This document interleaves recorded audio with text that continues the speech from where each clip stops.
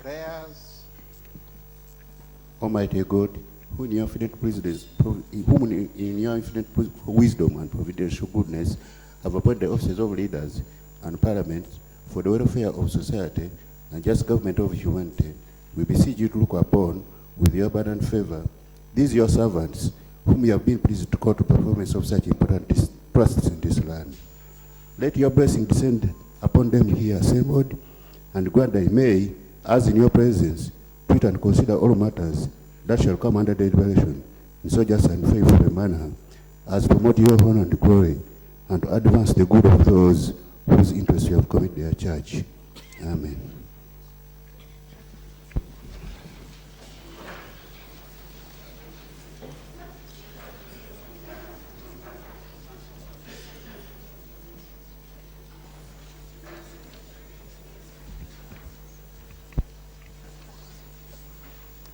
Item number 2 on the order paper, communication from the chair.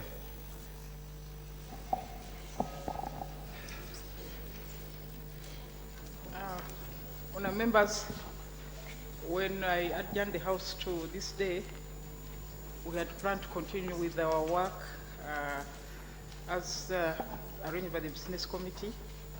However, instead I have invited you to pay tribute to our fallen colleague, the late Honourable Nsobuga, Matthias Videkerao.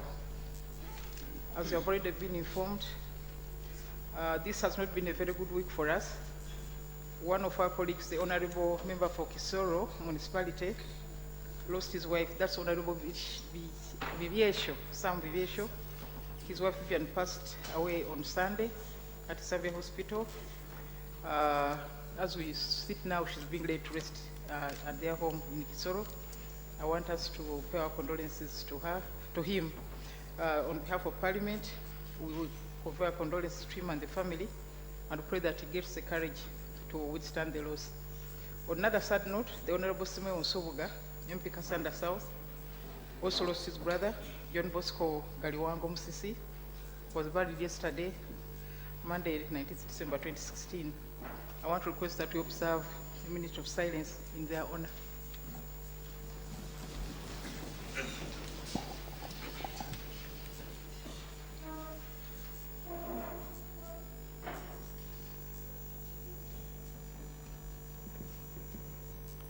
May his soul rest in eternal peace. It is their soul.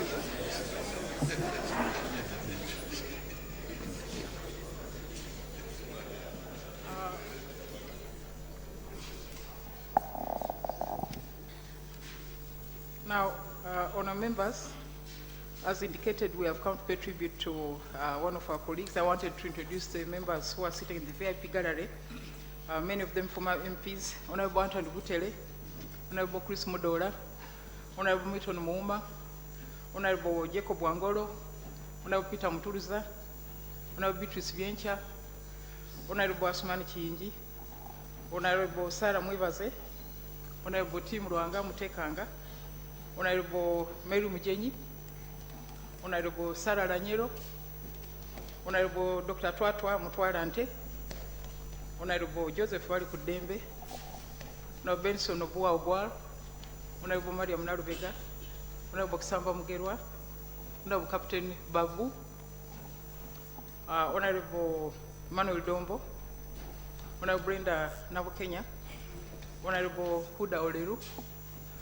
From Yala, we have the Honourable Susan Nakauki. We also have from the Democratic Party, Honourable Norbert Mao, President of the DP. We have Honourable Vaswale Kezara. We have Honourable Imam Makumbi. We have Gerald Siranda. We have Mr. Suleiman Kidandara. We have Mr. Samuel Muizi Mulindwa. They have all come to pay respects to our foreign colleague. Honourable Mabike? Oh, Honourable Tash. Honourable Tashiba is there, member of the Electoral Commission. Honourable Mabike, Honourable Mbide, I've seen Huda. Mbide is there. Honourable Mawia. Somugaba, welcome. Thank you so much for coming. Sevalu, yes, Honourable Sevalu, welcome. Yes. Yes, Grab. Yes. The entry of the late Honorable Matthias Nsubuga into the chamber.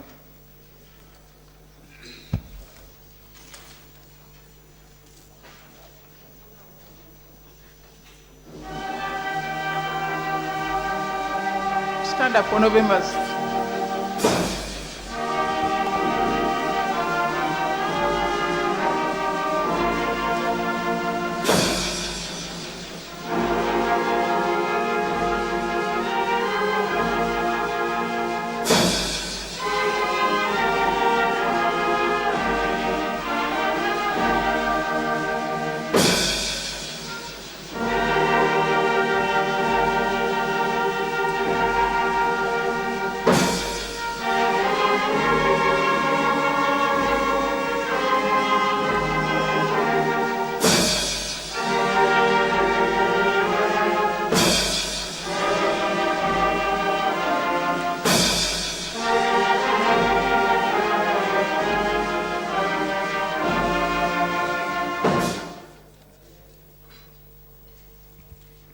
The national anthem and the East African Community Anthem.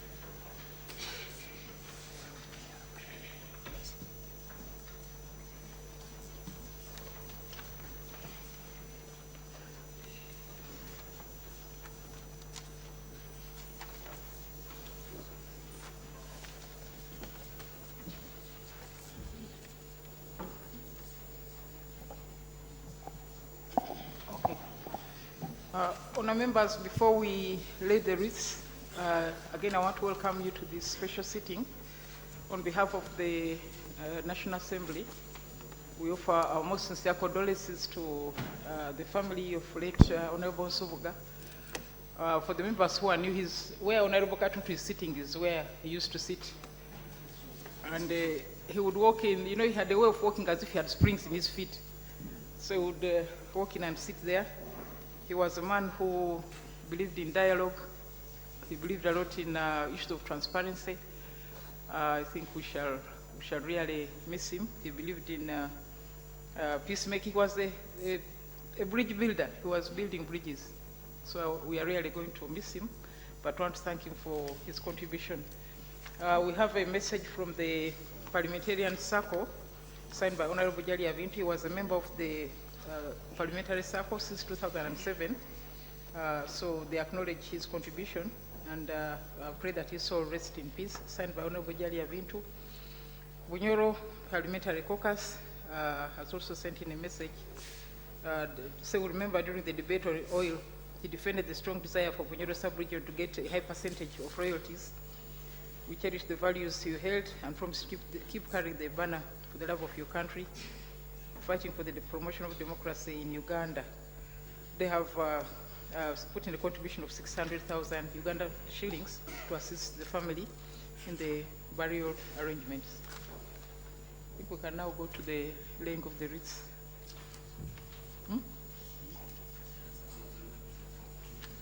Where is it?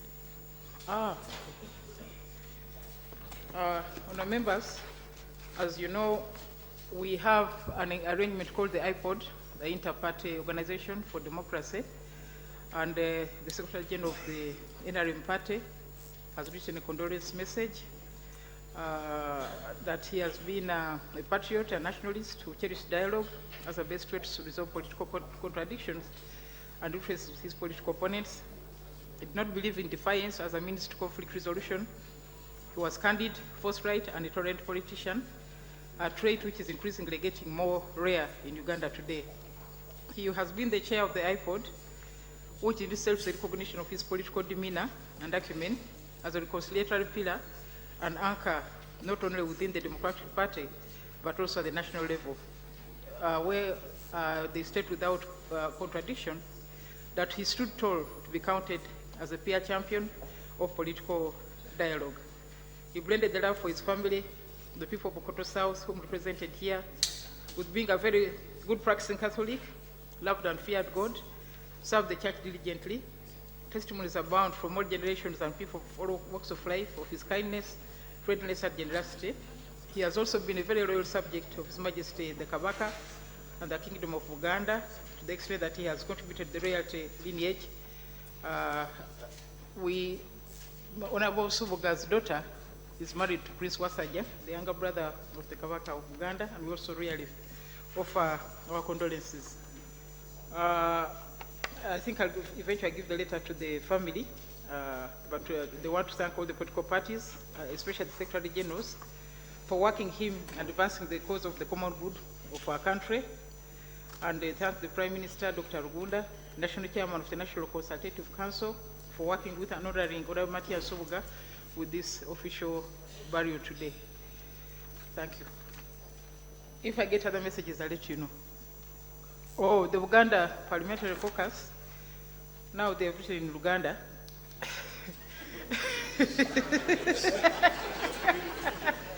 They send their condolences to Mrs. Nsubuga, the children, the family, the DP fraternity, and all Ugandans.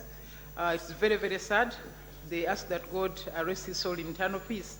They have contributed 1 million Uganda shillings to support the funeral arrangements. Signed by Muyanja Johnson, chairperson of Uganda Parliamentary Caucus. Say,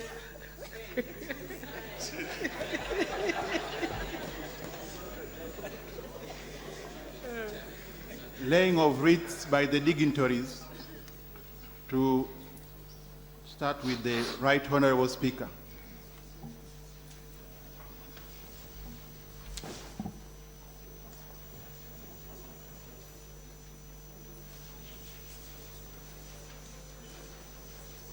To be be followed by the Right Honorable Prime Minister, Leader of Government Business.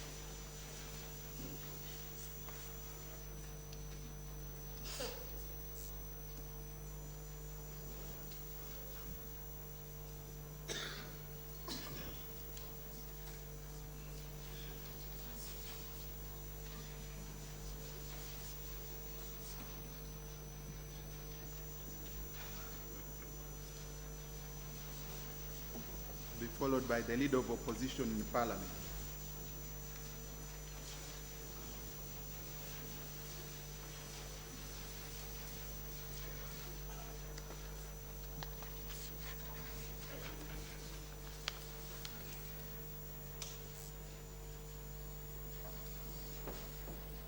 Next is the Honorable Government Chief Whip.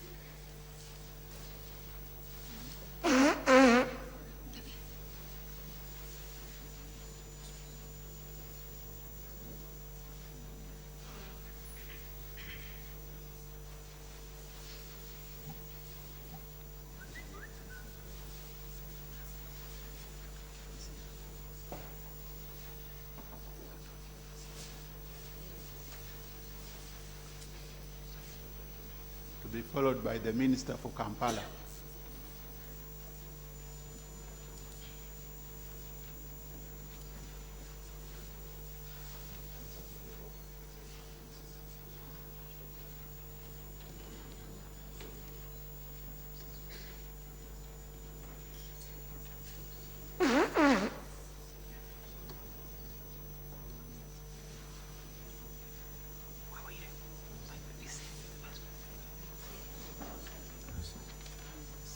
Since His Excellency the Vice President has arrived, you also have an opportunity to lay your wreath, sir.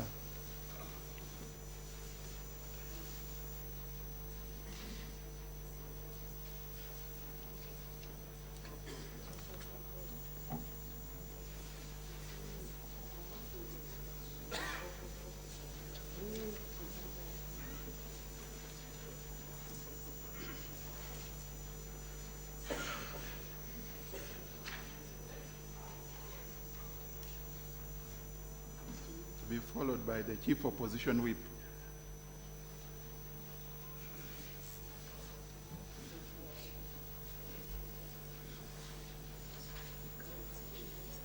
And next is the Minister for Bunyoro Affairs.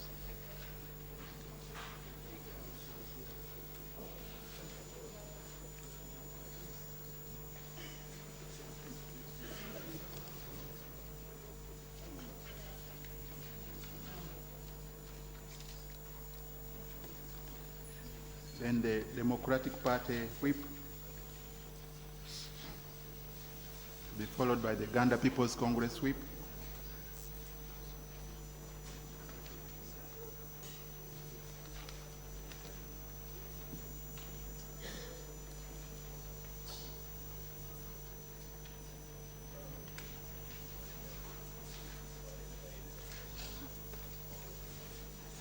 Then the Parliamentary Commission.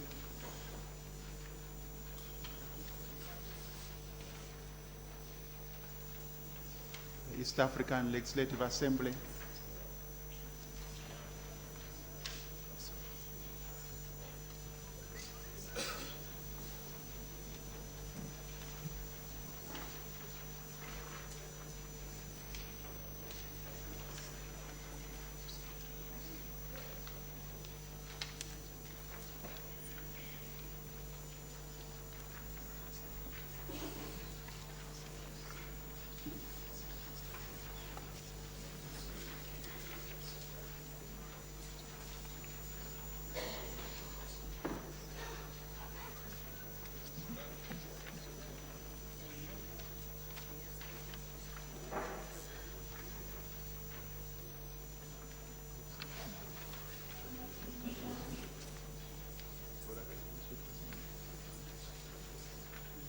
The independent members of Parliament, they have a wreath.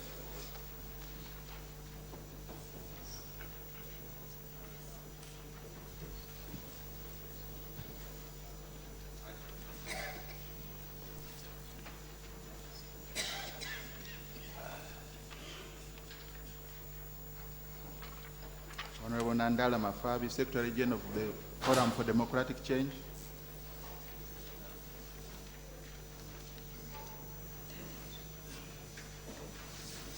Honorable Kamateka, Chairperson, Human Rights Committee.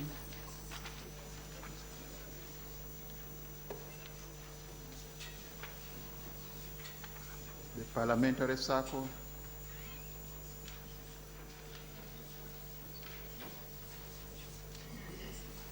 The Democratic Party National Executive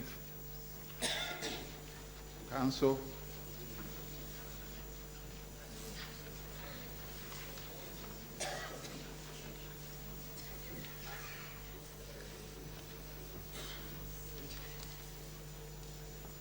The Bunyoro Parliamentary Caucus.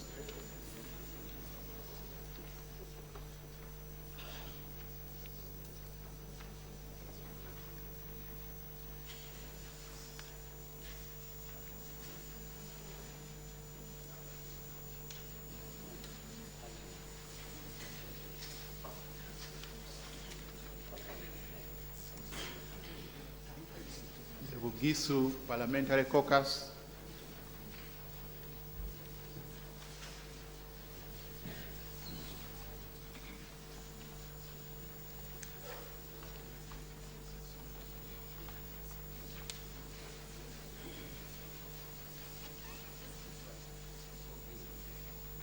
To be followed by Buganda Parliamentary Caucus.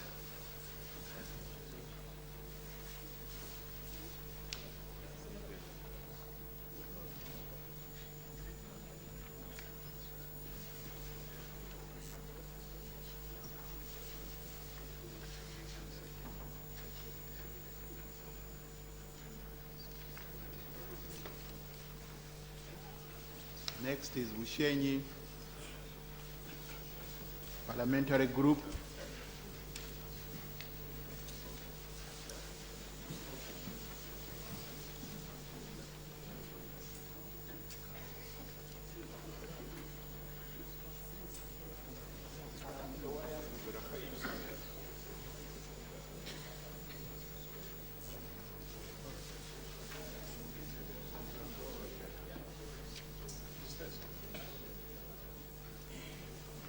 Followed by Ankole Parliamentary Group.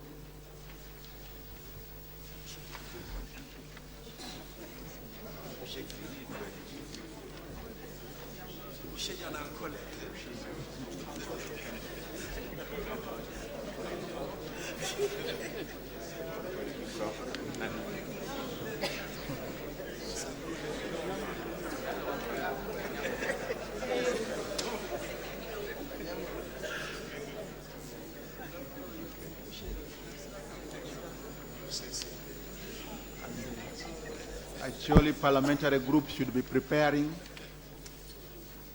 Actually, parliamentary group.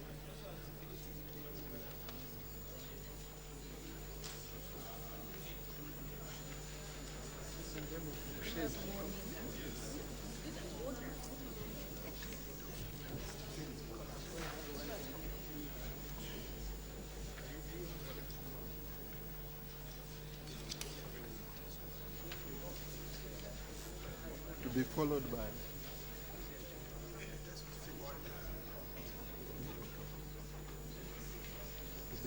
by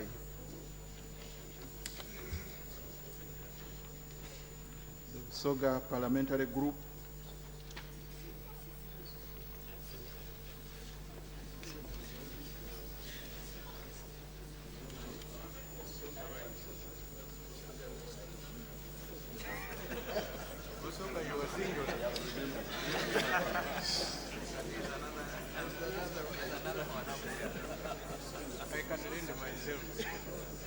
To be followed by West Nile Parliamentary Group.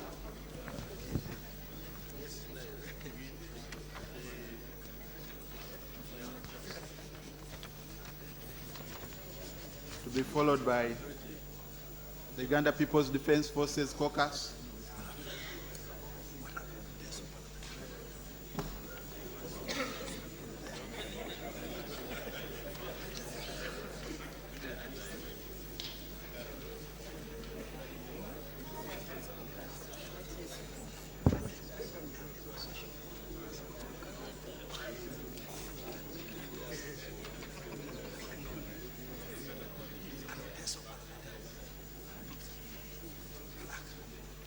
be followed by the Uganda Women Parliamentarians Association, WOPA.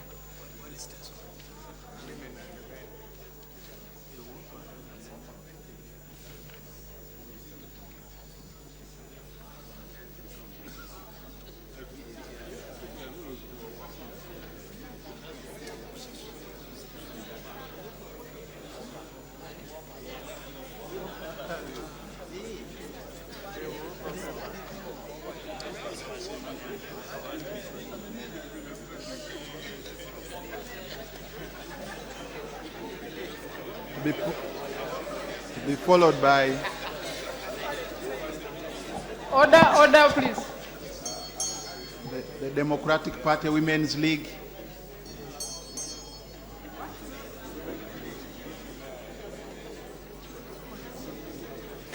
and to be followed by Honorable Namuju Sise, District Woman Representative for Lwengo.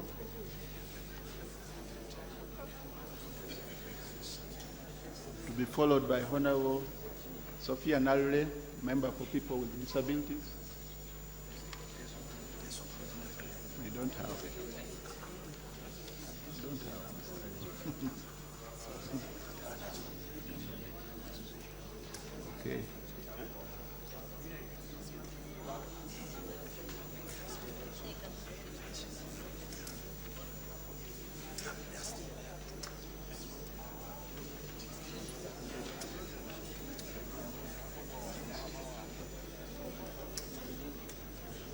Be followed by the Teso Parliamentary Group.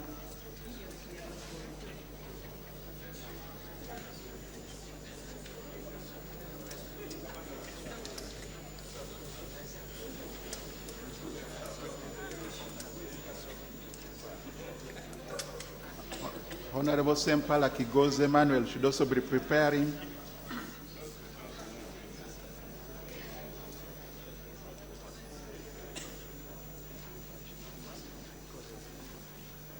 As Honorable Jimmy Akena also should be preparing.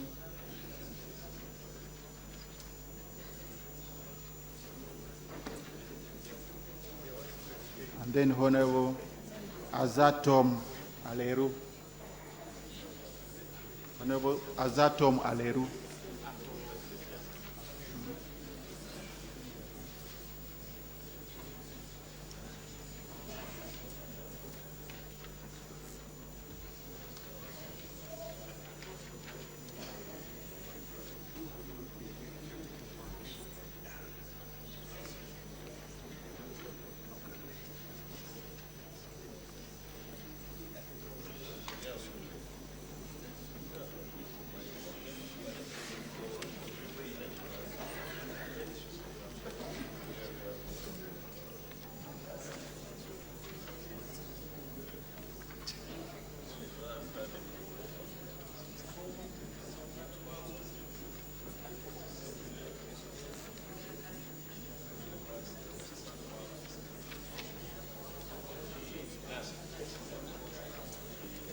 There's also a writ from the Secretary General of the National Resistance Movement.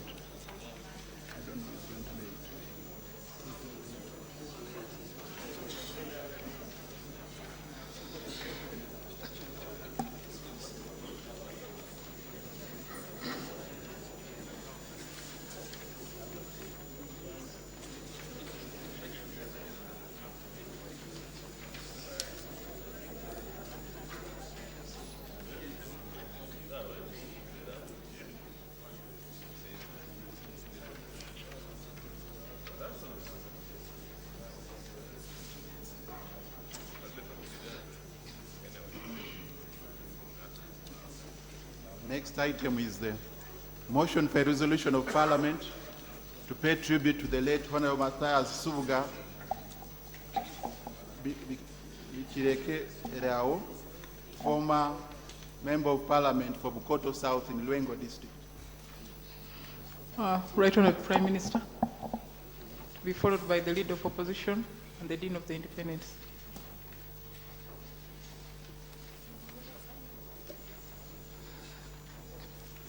Right Honourable Speaker, Honourable members of the August House, friends, I want to thank you, Honourable Speaker, for allowing me to move a motion for a resolution of Parliament to pay tribute to the late Honourable Mathias Nsubuga Birekelao for his dedicated service to the nation. And I'm moving this motion under Rule 47 of the Rules of Procedure of this August House. Whereas Parliament learned with sadness of the demise of Honourable Mathias Nsubuga Birekelao, which occurred on Sunday, the 18th of December 2016 at Case Hospital in Kampala, and whereas Honourable Mathias Nsubuga was born on 26th of November 1956 to Vitali Waswa and Matilda Meme in Manja Village, Kiseka Sub-County, Bukoto County, Masaka District, aware that the late Honourable Mathias Nsubuga served as a member of Parliament representing the people of Bukoto County South from 2006 to 2016, where he made enormous contribution on the various committees on which he worked. Further aware that the late Honourable Mathias Nsubuga, at the time of his death, was the Secretary General of the Democratic Party, through which he also served as a member of the Inter-Party Organization for Dialogue, IPOD, and in fact, at the time of his demise, he was the chairman of IPOD. And also he served in the National Consultative Forum, where he worked diligently to promote consensus and dialogue among the various political parties in Uganda.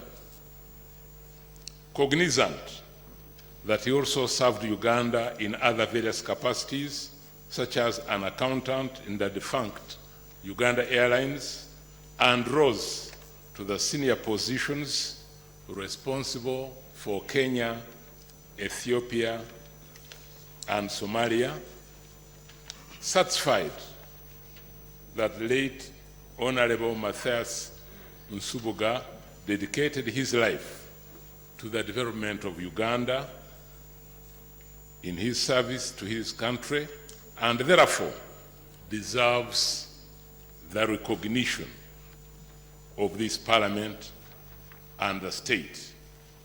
Now, therefore, it be resolved by this Parliament as follows.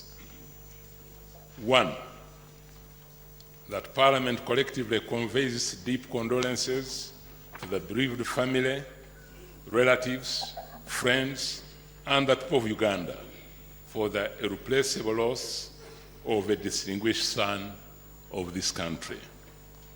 2, that this Parliament takes cognizance of the dedicated service and contribution that the late Honourable Mathias Nsubuga has, in the course of his illustrious life, rendered to the people of Uganda as a Member of Parliament representing Bukoto County South and as Secretary General of the Democratic Party. That we pray to the Almighty God to sustain the bereaved and grant Honourable Mathias Nsubuga eternal rest. Right Honourable Speaker, I beg to move. Seconded? Motion is seconded.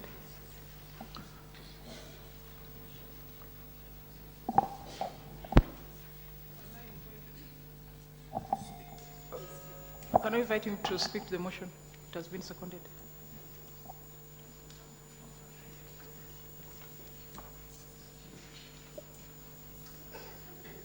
Right Honourable Speaker and honourable members of this August House, it is with deep sorrow that government received the sad news of the sudden demise of our colleague, Honourable Mathias Nsubuga Birekerao, which occurred on Sunday, 18th December 2016, at Case Hospital in Kampala, where he had been rushed after suffering a stroke. Honorable Subuga had gone to Mukono Bookshop to buy a present for His Eminence Emmanuel Cardinal Wamala, who was celebrating his 90th birthday on Friday, 16th December 2016, a function which I and several other people attended. Sadly, he did not make it to the function. And now we are mourning his passing on. Right Honorable Speaker and honorable colleagues, Honorable Mathias Subuga was born, as we have said, in Kiseka Sub-County in Masaka District, in the present day Rengo District, on 26th of November 1956, to Vitali Waswa and Matilda Meme. His education. Honorable Mathias Subuga's education journey took him through Kanuz Primary School, Bukalasa Seminary, and Aseta College, where he qualified in financial accounting in 1979. His career, Right Honorable Speaker, immediately after college, Mathias Subuga started his work with Uganda Airlines from 1979 to 86, when he left to serve as chairman of Makindu Growers till 1997. Between 1998 and 2005, Honorable Subuga served as a political assistant to Sebana Kizito, then mayor of Kampala City Council, now KCCA. How about his political life? Right Honorable Speaker, right from his youth, Honorable Mathias Subuga was a political activist who championed democracy and challenged the dictatorship of Idi Amin, though he was at that time an employee of Uganda Airlines. After the 1980 elections, Honorable Subuga ran into exile in Nairobi, where he joined the forces that were fighting the Milton Obote government. It is therefore not a surprise that when the National Resistance Movement took over government in 1986, Honorable Subuga and DP leadership worked closely with the NRM.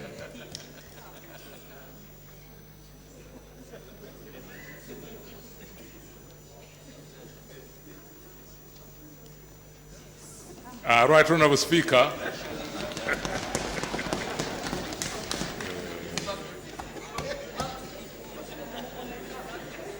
Order. We welcome the presence of a former member of the DP.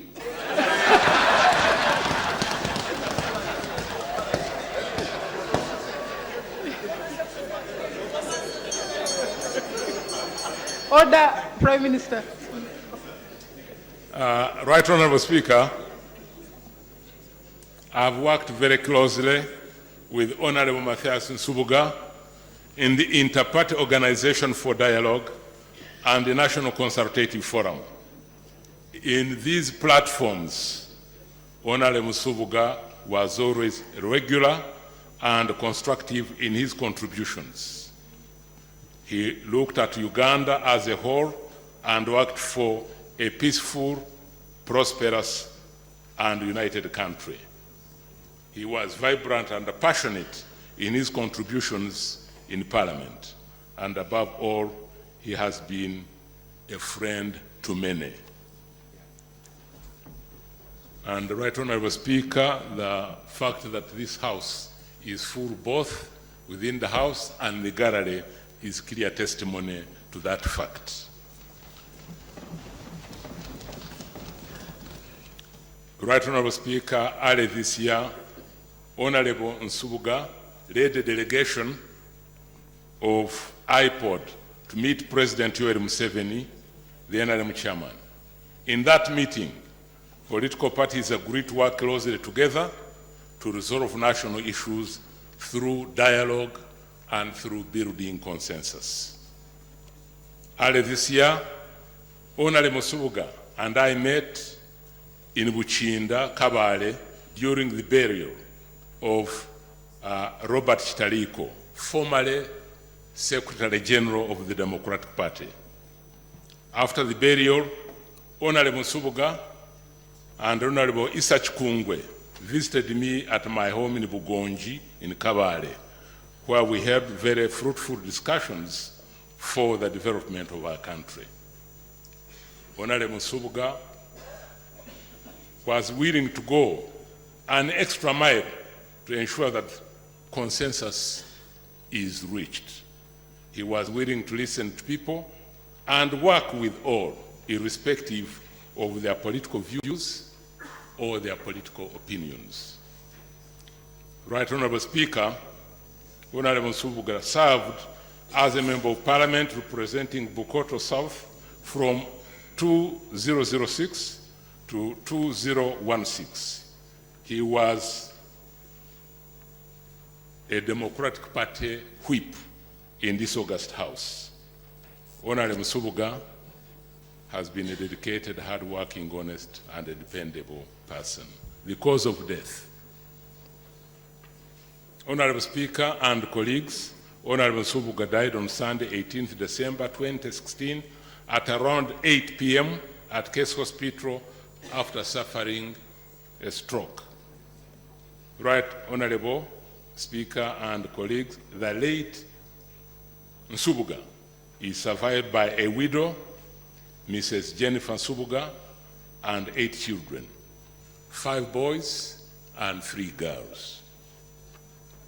Right Honorable Speaker, I take this opportunity to convey my sincere and heartfelt condolences to the widow, children, the family, the Speaker, the Deep Fraternity, and the Pope of Uganda for the loss of a distinguished and gallant son of Uganda. And Right Honorable Speaker,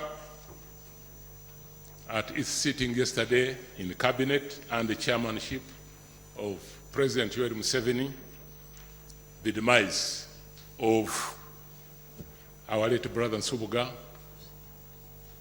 was considered.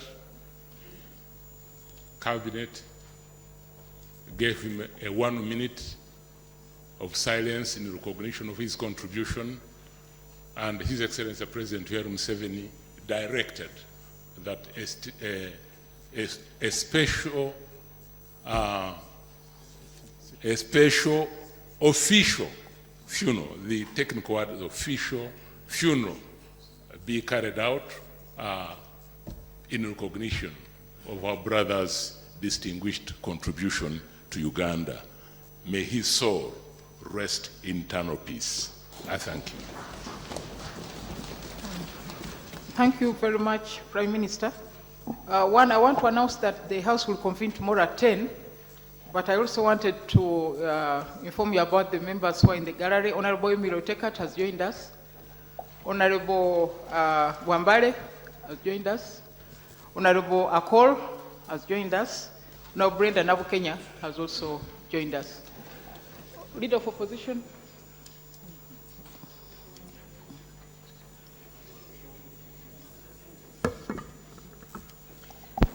Right Honorable Speaker and honorable colleagues, I raise with a heavy heart to second a motion by the Prime Minister for a resolution of Parliament to honor our fallen colleague. Right Honorable Speaker and colleagues, the year started well with merrymaking. People burnt candles and we had all this fun. Little did we know that the year was going to end in sadness. Ugandans all over, Right Honorable Speaker, are in pain, are in tears for the loss of many who have died at the end of this year. And this has not spared our dear one, Matthias Nsubuga Birekerao. I rise to convey our sincere sympathies to Mrs. Nsubuga, Jole Jennifer Akiki, and the children, the entire Nsubuga family, the people of Uganda, especially members of the Democratic Party, where Nsubuga has been serving as the Secretary General, the other political parties, where the Democratic Party has been sitting as a chair of IPOD under the leadership of Honorable Matthias Nsubuga, the Catholic Church, where Matthias found pride in associating with his mother church, the Kingdom of Buganda, where Nsubuga was and is actually even in death, because nobody will take him away. Even in death, I know he still believes in the Kabaka of Buganda and the Buganda Kingdom. Our sincere apologies and condolences to the entire nation for the loss of this great son. This man we are saying bye to, colleagues, needs no explanation. He lived a life that was really distinguished from the ordinary Ugandan. Nsubuga was a true believer in democracy. No wonder he is a member of the Democratic Party. He believes in truth and justice. He believed in fairness. He believed in humanity. Nsubuga knew the value of friends. He had time for all of his friends. Even when you are not a friend to Nsubuga, he would find time for you as long as you have approached him. To those of us who get the chance of traveling out of the country, as long as you have told Nsubuga, I'm going to this country, Nsubuga had a contact for you. When you get to that country, reach out to so and so, and this is the address. This is the man who was not selfish. A family man, committed husband, committed politician, and actually Nsubuga had distinguished himself as a national leader. Whereas some of us debate in terms of, my constituency, my tribe, my religion, Nsubuga had gone beyond that. Every time Matthias would stand up to speak, he would be speaking about issues that affect the people of Kasese, that affect the people of Karamoja, that affect the people of Sudan, that affect the people of Sri Lanka, He was a Pan-Africanist. Nsubuga, you've been a candle to many of us in politics. You've been a hero to many of us. I remember when we were coming to this house, I told Nsubuga that when I was growing up, I grew up in a family that really believed in true democracy. My mother was a member of the Congress Party, and my father was a member of the Democratic Party. My mother was a leader of the Women's League in UPC, while my father was a leader in DP.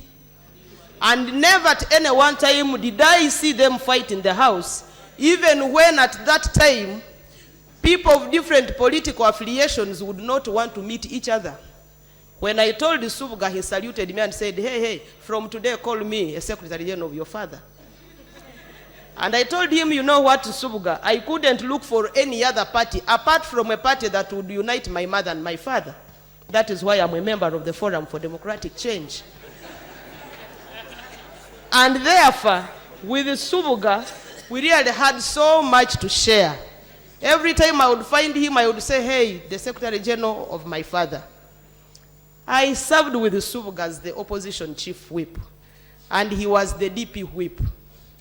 But whenever I wanted to bring him to order, he would say, remember, I'm the whip of your father, and therefore I have the right to whip you as well.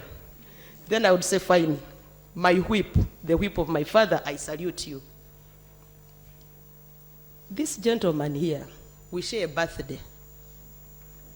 Subuga was born on the 26th of November. I was equally born on the 26th of November. Those you don't worry. The years are in the parliamentary records. You don't even have to ask which year. Just go to the parliamentary records. This is public information.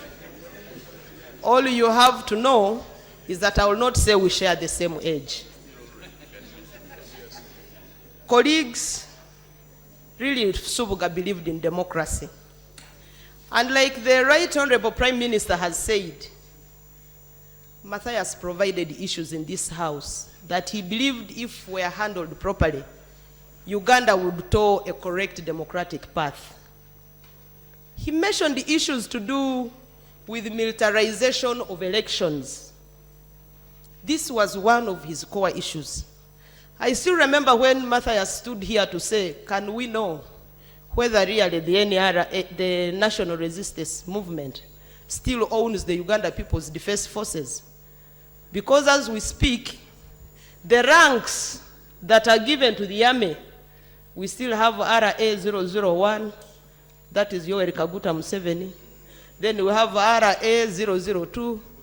He was saying we want to know whether it is still a Uganda People's Defense Forces or it is still the resistance army of that time. He was cautioning us to desist from using the army in elections if we are to create a democratic path for our country. Like the Prime Minister did mention, when we were enacting here the public order management law, Subuga was at pain trying to explain the consequences of this law. And I still remember him pointing to the Prime Minister then, saying, my brother, Mama, you are seriously marketing this law. Don't be like the Ibinjeras of those days. Because this law you are working on is going to work on you at some day. I remember my brother John Patrick Amama Mbabazi standing there saying, me, you are dreaming. As if it was a prophecy of sorts, I saw the Lord really working on him. Colleagues, the life of Mathias Nsubuga teaches me a lot. That at all times we should as much as possible try to remain ourselves and do to others what we would want them to do to us. Mathias has been the chairperson of the Interparty Organization for Dialogue. And I'm glad that the Prime Minister alluded to the fact that Nsubuga led a delegation of the IPOD members to State House, the issue that was going to be discussed. And this issue, he brought it to the attention to my attention, was the issue to do with having an electoral commission that will provide a leveled ground for all political players. And he was trying to guide that I would pray that we go into elections when we have really worked on the laws that guide elections early enough. He was saying, let's try to find a way in that meeting of seeing how we can have a transition from now to the time when we can have a leveled ground in the name of the Electoral Commission, a process that he has not lived to see, because all this dialogue did not happen, did not really get respected. I would like to say, honorable members, that the gentleman lying before us here has really been a believer in dialogue. He did all his issues in a manner that would bring peace and harmony to this country. There is still a day when we are discussing here who is more democratic than the other. And I remember my colleagues from the other side were raising issues of saying, you know, you should really give NRM a clap because it has brought in democracy. On the 28th of September, 2012, Subuga was quick to remind us that when you are talking about democracy in Uganda, you should never forget the Democratic Party. Subuga reminded the House that, you know, you can't talk about yourself and you forget talking about your mother and father, because your mother and father made you who you are. If you must talk about the independence and democracy in this country, the Democratic Party is a key player in the democratization of Uganda, because it ushered in the independence that we are talking about. And we all said you are really true. The man before us here has been a liberal of sorts in the political events of this country. That at any time you woke up in Subuga, whether it is at night or midday, and you say, when did this happen? It was just like an iPad, you just, as if you were clicking, and he would tell you on this and this day, in these and these dates, this and this happened. Subuga, we shall miss you. You created your mark. You distinguished yourself as a leader of unquestionable character. You were ready to share your everything.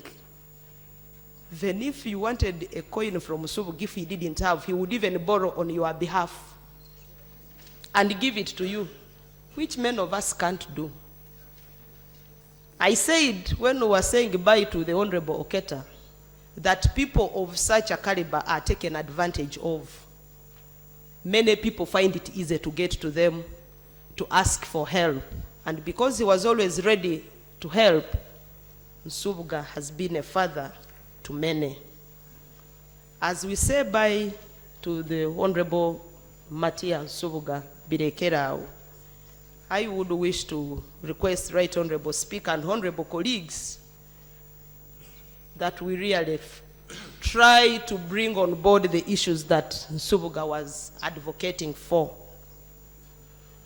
Subuga advocated for enforcement of electoral reforms. I would want to pray that these reforms are dealt with in time and precisely. Subuga continuously asked government to bring on board a Constitutional Review Commission that would help us in reviewing our Constitution. If we do that, we shall have really answered the needs and aspirations of Nsubuga. Nsubuga believed in the revival of the Uganda Airlines. If we do that, we shall have paid him even in his death. I want to thank you, Right Honorable Prime Minister and government, for allowing us to have this opportunity to speak about our colleague. A colleague we have known so much. A colleague we have shared with a lot. A colleague who has done a lot to ensure that Uganda becomes a better place for all of us to live in. Nsubuga, you played your part. I know wherever you are, it doesn't matter how many years you have gone with. What is most important is what you have done while you were still alive. We shall miss you. We shall miss your counsel. We shall miss your wisdom.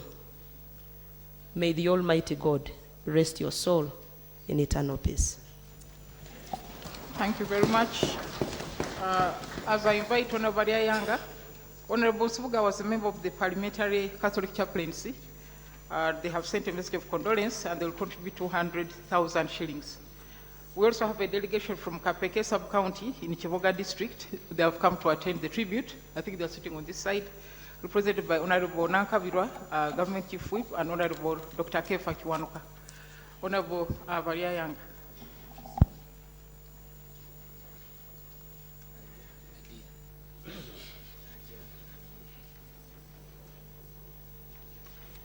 Right Honorable Speaker, I rise to second the motion for resolution of Parliament to pay tribute to a personality that makes me proud to associate with. A leader that was accommodative to all, a politician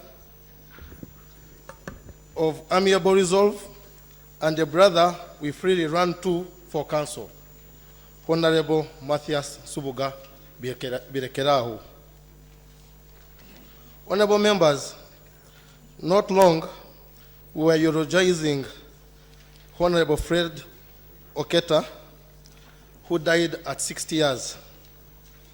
Today we are here again with the body of our brother Matthias, barely a month after hitting his 60th year mark. 60 years is prime time for harvest of life's sweat.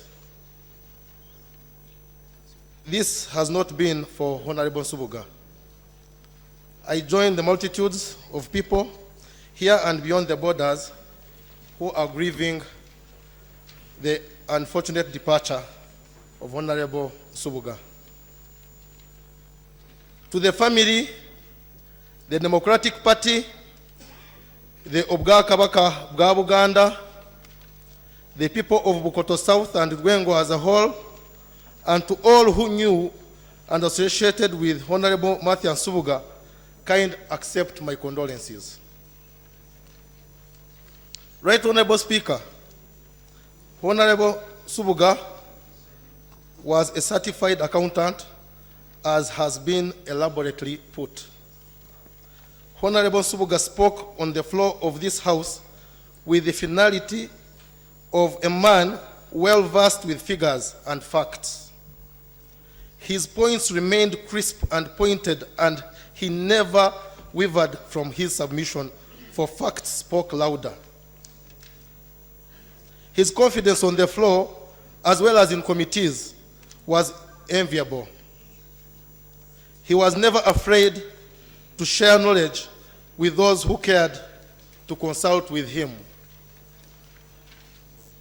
Right Honorable Speaker, I believe those who could have got a chance to serve with Honorable Matthias, if he did not make you, he would definitely influence what you are today. Because he would always be preaching the gospel of democracy, and more often than not, he used to ask me, why are you independent? Why don't you come and join the Democratic Party? I believe the Right Honorable Prime Minister, when he visited you in Bugonji, he could have told you to borrow a leaf in the Democratic Party. He really loved his party. Right Honorable Speaker and honorable colleagues, it's not only painful but scary when one of us departs. But it's even more painful when the departure is untimely and very fast. Honorable Nsubuga visited the parliamentary building mid last week, and he was well and jolly as usual. He made his usual pleasant jokes and greeted all he met his way, with his usual respectful demeanor.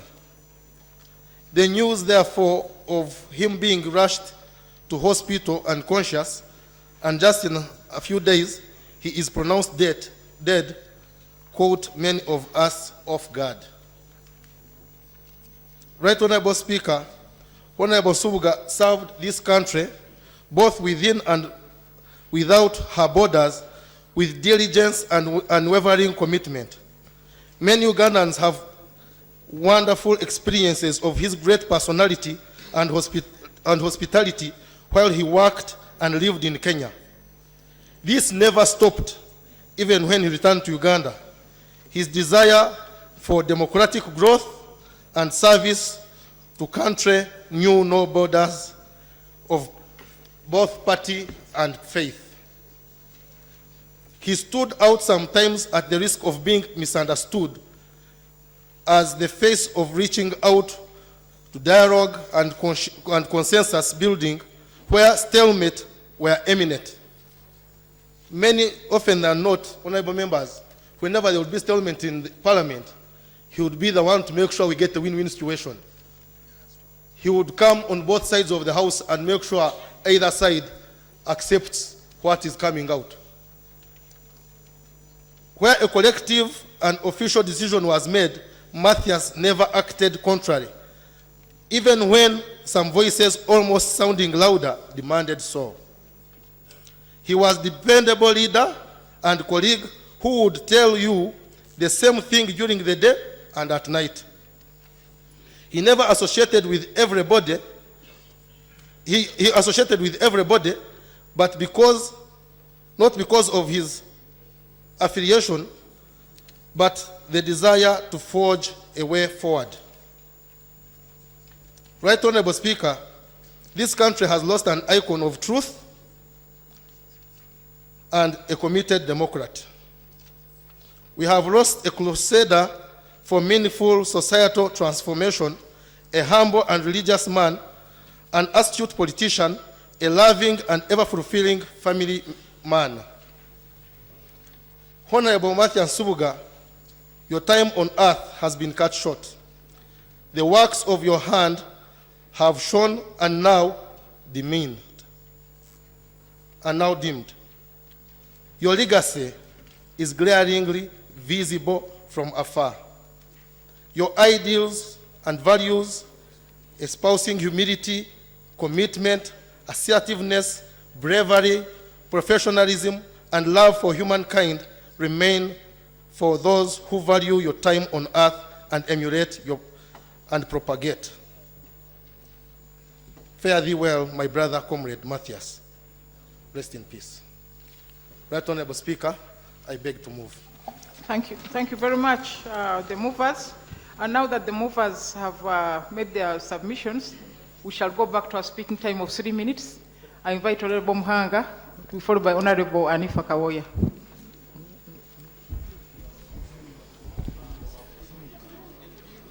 Thank you very much, Right Honorable Speaker.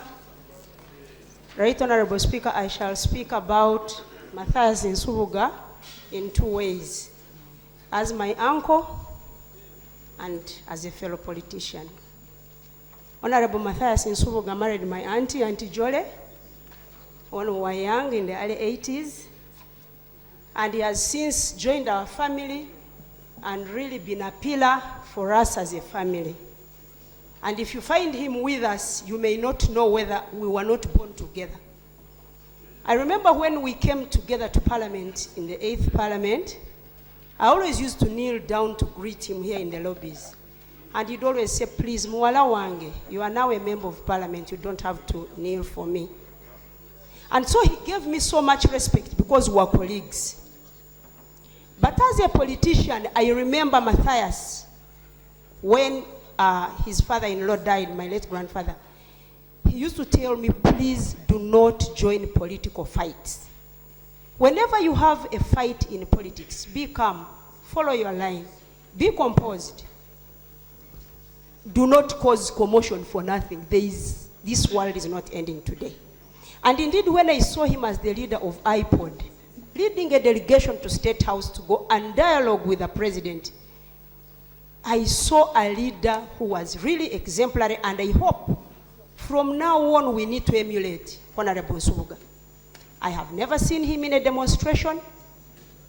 I have never seen him in lawlessness. I have never seen my uncle involved in any confrontational politics. He was so refined. Other than being refined, he's a polished politician you never find. And as the leader of opposition said, he was extremely generous. And a lot of people took advantage of him because of his generosity. Whatever he worked for here in Parliament, he really used to give it away to people. Whoever would come with a problem, he would help. And he's helped a lot of people, paid fees. And my auntie worked, she even went to London at one point to work to support the family. Because of the generosity of her husband, everything was being given to the people of Lwengo, to the friends in Kampala, to the DP fraternity. Such a person is not easy to find. He would pull the whole DP fraternity to come home whenever we would have functions. And I remember at one point, I used to tell him, but Uncle, you are the only person I know in DP. You are the only person left. He would say, no, we are quite a number. We are very many, and actually next week I am going to Gulu to mobilize my members of DP. I would say, but where will you find people? All the people I know now are in NRM. Imagine in our family now, mingled with only us in NRM, because there is no one in DP, there is no one in any other party. But whenever... Honorable Anifa Kawoya, followed by Honorable Kamateka. Welcome. Thank you so much, Right Honorable Speaker. Right Honorable Speaker, I want to join the family, my colleagues, relatives, and everyone in grief as we send off our comrade, our friend, Matthias Nsubuga. Right Honorable Speaker, I came to know Honorable Nsubuga in 1979. And he was a very, very gentleman, very polite. The attributes that he has lived with were there at that same stage, same time. He used a convincing tongue. He convinced me to join him in Uganda Airlines at that time, and I joined in 1980. And we worked closely together up to his last time. Madam Honorable Speaker, Right Honorable Speaker, Matthias was a gentleman, not that because he had grown up to another stage, but I found him at that young stage a gentleman. I want to join the family, I want to join my friend, the wife, Jody, whom we are together in Uganda Airlines, and everybody. Right on, Honorable Speaker, colleagues, Matthias Nsubuga was a very, very staunch Catholic, that no matter how you convinced him to change to any other religion, he would not budge. Not at all. He was a Democrat at that early age that he was in the company of the late Kafumbe Mukasa. And for me at that age, he convinced me to become an activist, and I joined UPM. And he has passed away in his different ways, and I remained in my different ways. But we still worked closely. That was Matthias Nsubuga. He was a smart gentleman. He believed in dialogue. Whether you had divergent views, he would sit you down and tell you this is what we should do at that early age. Matthias Nsubuga was a person who contributed heavily to the liberation of this country in Uganda Airlines. With the late Masco, we had our own network.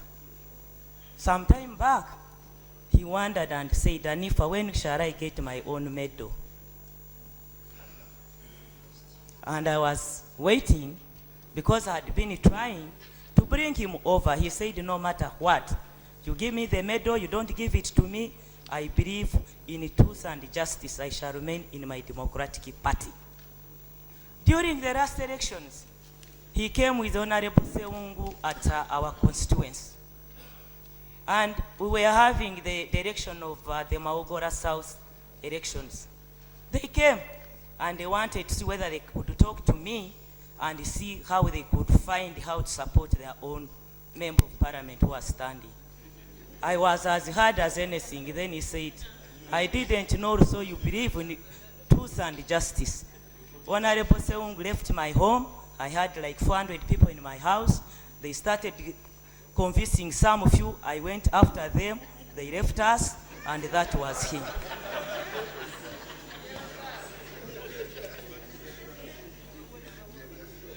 Kamateka, followed by Honorable Anne-Marie Nankavirwa, then Honorable Majesi.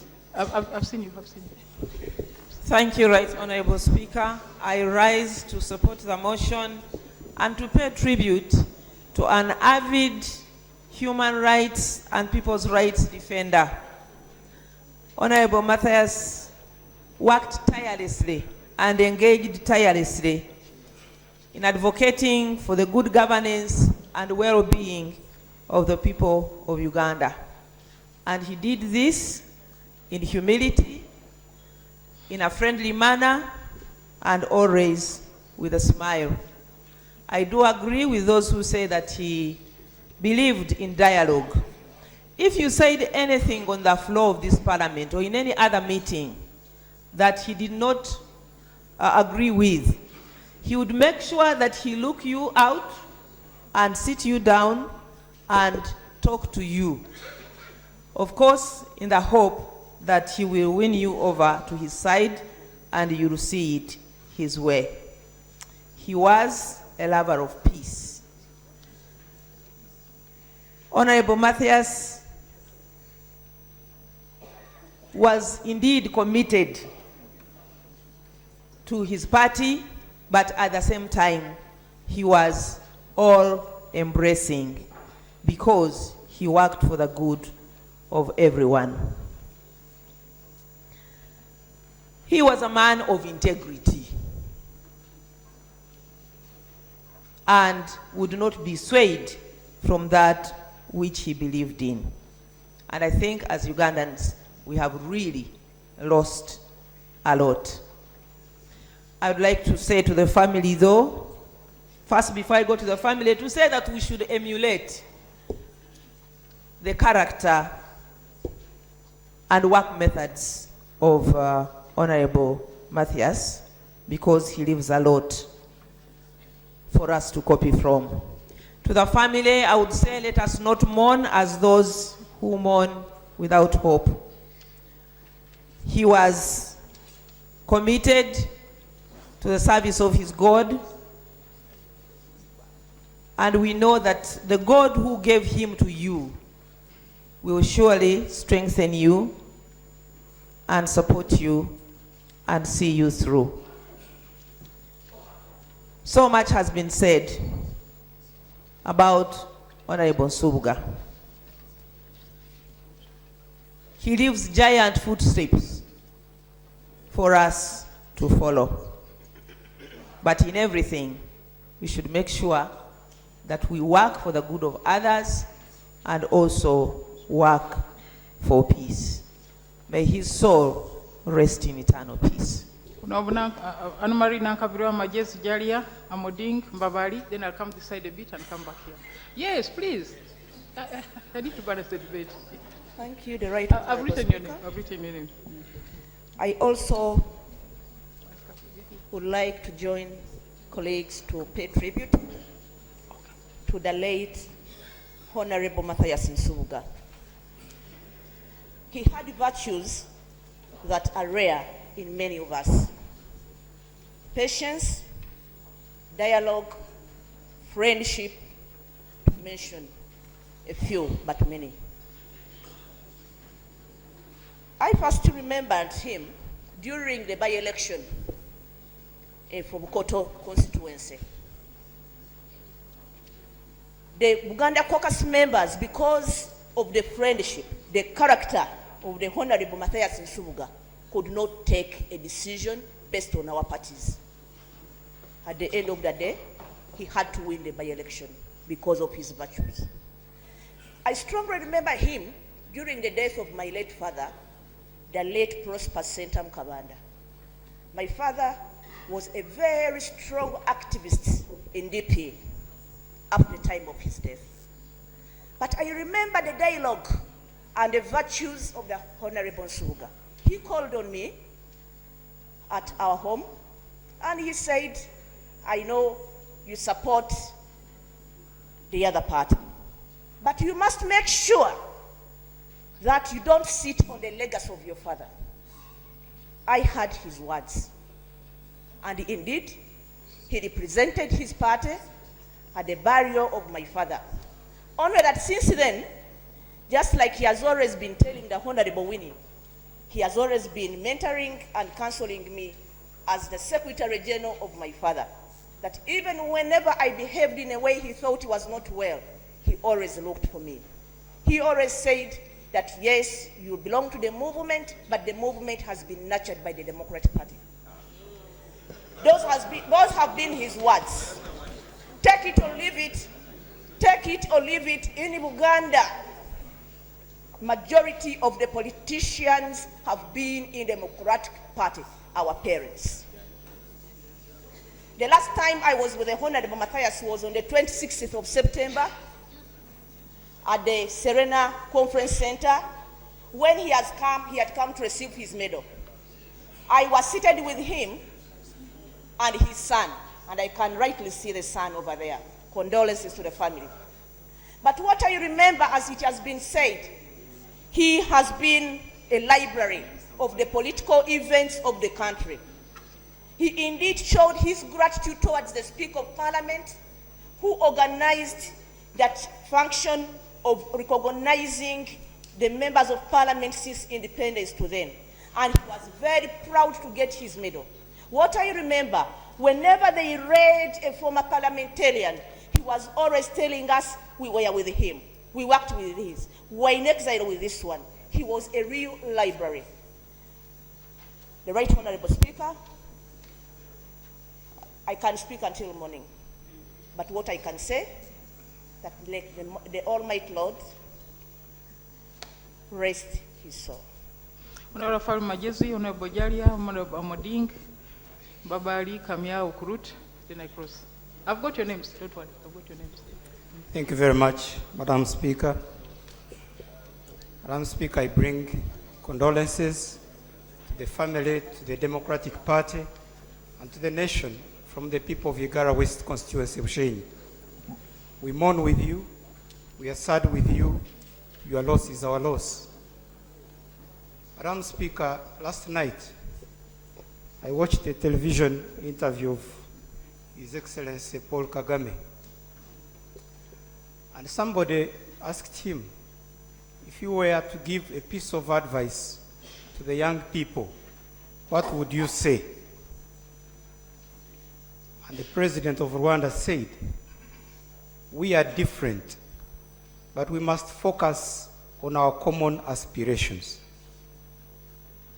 Emphasizing our commonality to the young people is the sure way to build a nationalistic thinking among our people.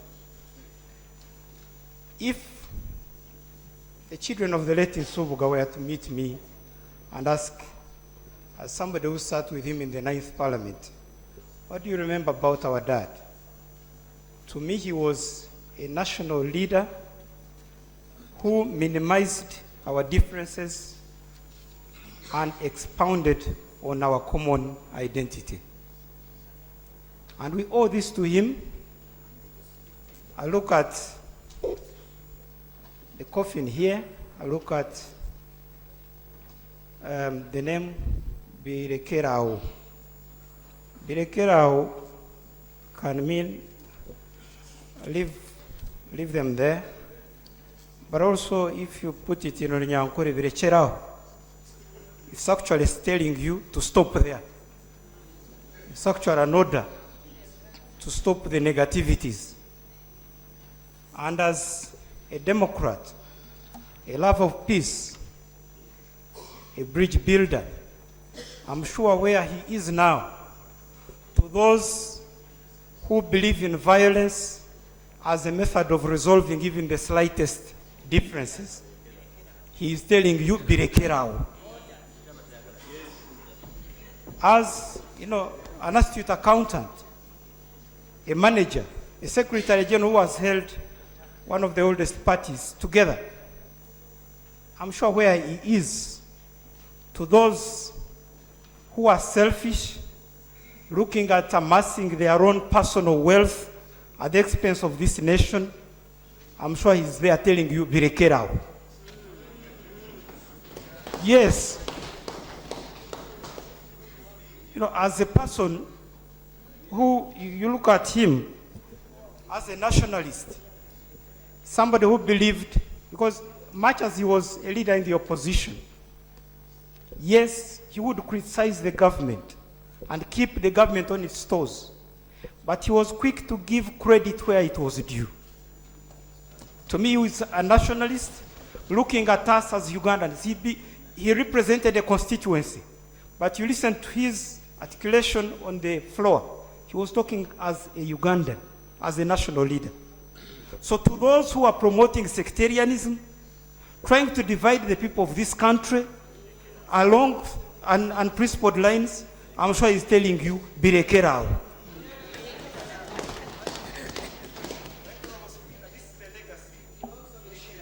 Honorable Jalia Vintu, Monica Moding.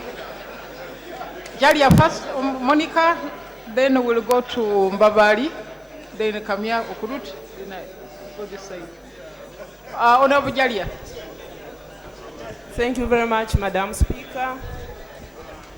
Madam Speaker, I stand to support the motion in paying tribute to the late Honorable Matthias Nsubuga. Madam Speaker, Honorable Nsubuga can be described as a cooperator, a peace lover, a composed person, somebody who stands above his party. Madam Speaker, I've known late Honorable Nsubuga for the last 15 years. I remember a time when we were discussing on how to dispatch the UPDF to Somalia, to bring sanity in Somalia. And I remember vividly, Honorable Nsubuga stood up and supported that motion. He went beyond his party line. Madam Speaker, that shows us how patriotic Honorable Nsubuga was. No wonder he participated in the liberation war. Madam Speaker, Honorable Nsubuga, he was known in the whole country. I remember one time when I visited a small village in my district, and an old man stood up and asked me, do you know Honorable Nsubuga, Matthias? And I asked him, how did you know Honorable Nsubuga? And the old man told me, we've been with Honorable Nsubuga, even last week he was in my district. He was here, doing his business. This is the Honorable Nsubuga we are talking about. But Madam Speaker, allow me to make this observation. In most cases, at the end of every election year, after elections, we've been losing the members of parliament, former members of parliament. We need to find out, to ask ourselves, what's the problem, Madam Speaker? And this is stress, Madam Speaker. Madam Speaker, with stress, of course, one is likely to develop non-communicable diseases, which, if not well handled, can easily result in 2 days. No wonder he died of stroke. Madam Speaker, even at the party level, our different parties, after elections, they don't organize post-election counseling and sessions. And yet they would be bringing together the members of their parties, counseling them, trying to settle them down. This has not happened in any party. I challenge any party to inform us. Madam Speaker, I think the iPod and the government needs to look at this, because I know as we mourn Honorable Nsubuga, there are other members, former members, those who contested elections, who are hospitalized. Today I was told of 2 members, and I reported to you, Madam Speaker. So this is an issue which the government, and the good thing we have the leader of the government business, this is an issue which we need to investigate and be able to put in place that rehabilitation or reconciliation mechanism which can manage some of these other effects of the elections. For us here, we are mourning, but so many are dying. The councillors, those who stood, those who didn't make it at LOC3, at LOC5. So this is an issue which I wanted to bring out to Madam Speaker, so that... Honorable Amoding, and then we go to Mbabali, Kamia, Root. Right, Honorable Speaker, I've written your names. I bring you and the House condolences from the people of Kumi, particularly the very few supporters of DP in that district. And I do bring you these condolences, the entire DP fraternity, members of the family. Madam Speaker, members are surprised that I'm talking about DP in Kumi district. My first encounter of DP was when I was, I think in the 1996 election. My father was a very staunch supporter of DP, and I remember then I was a very young girl. And in that election, it was Honorable Semogerere who was contesting, of course, together with President Museveni now. And then as children, we came running with the posters of Yoweri Kaguta, very beautiful posters. We were taking them home to convince our father that this is the right person that we must support as a family. I remember him in 96 chasing us. We had to flee our home. We never slept home that day. And that's when my political understanding started to grow. And then they kept convincing us. But I eventually joined NRM when I grew up. And Madam Speaker, when I joined this house, I have learned and I kept growing with my colleagues in the DP party. And I discovered that this party was actually a very good party then. And the values that they espouse as members of parliament are never changeable. My father had very strict values about politics, very strict values about life, and all these things I kept seeing with the DP people, and therefore I credit them for that. My first encounter with Honorable Nsubuga was, of course, here, knowing that he was a Secretary General for such a great party. I started interacting with him. But I remember in the conversations that we had, all the time he would be counseling me to grow as a national leader with values that are, permanent and strict on the development of the country. And so, beyond that kind of counseling as a young politician, I remember that I had a very cordial relationship with Honorable Nsubuga. Whenever I would find him, I would call him Papa, Tata, Daddy, how are you? And how are my siblings? Because I had, for some reasons, I loved Nancha before knowing her, the daughter that married the royal family. And I would be asking about them. How are my siblings? And would be fine about it. But one thing struck me about his personality, simplicity. Because even having that kind of title and associations in life, he was a very humble man.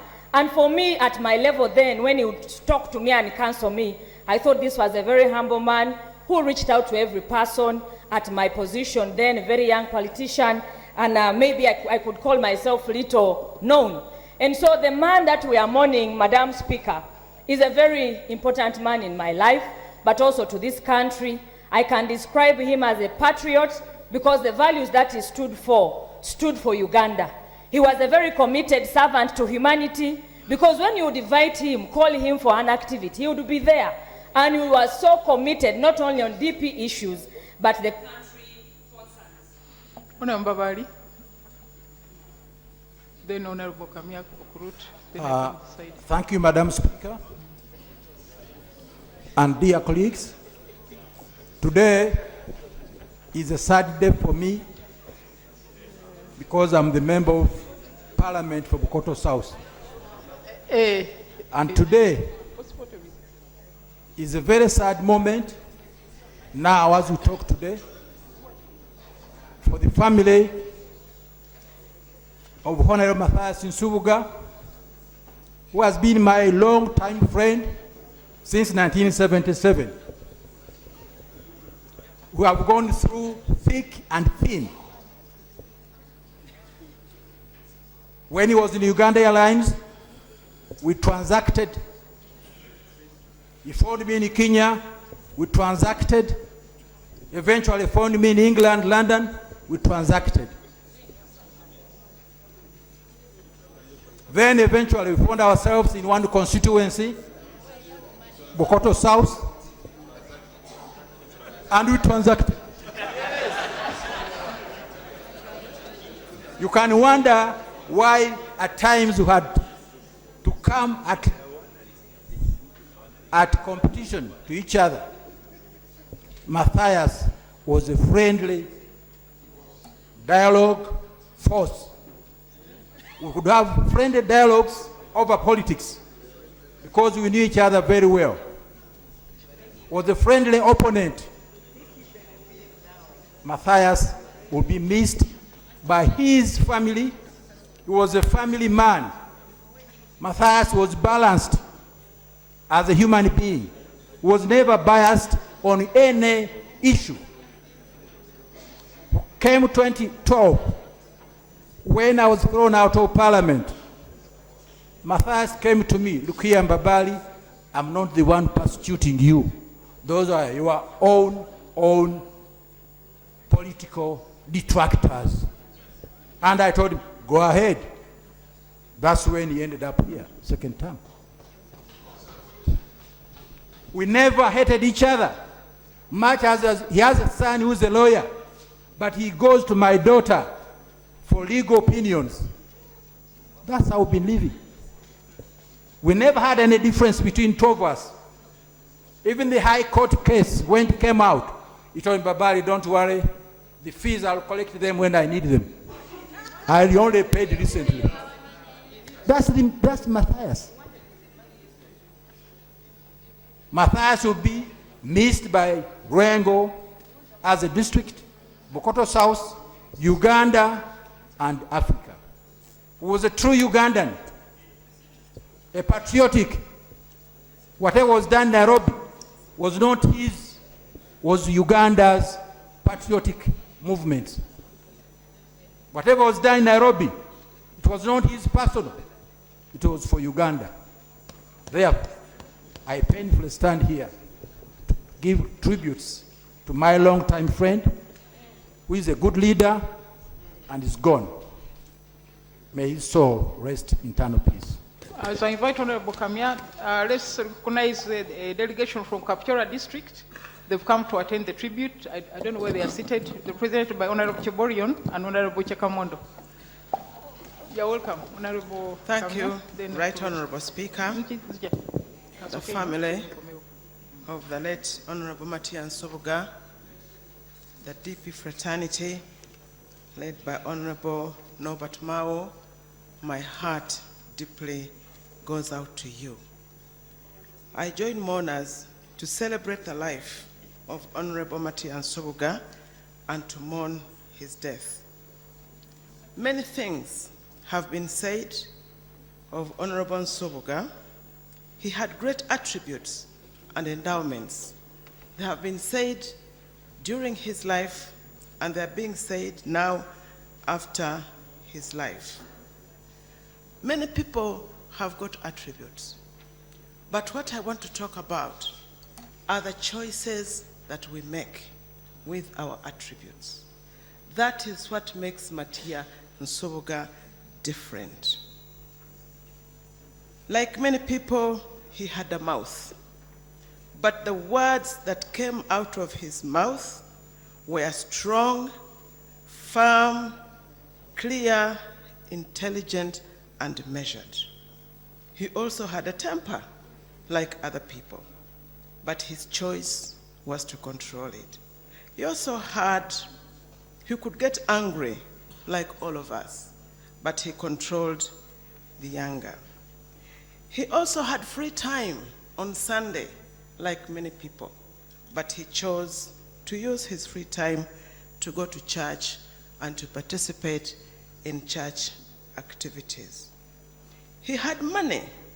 He could have done a lot of things and gotten wealth with his money, but he chose to be very, very generous with his money.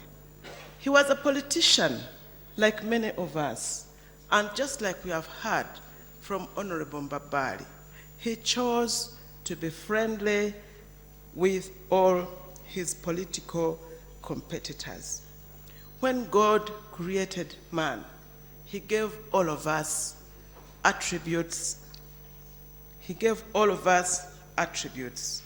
But what he left for us is the choice to use those attributes.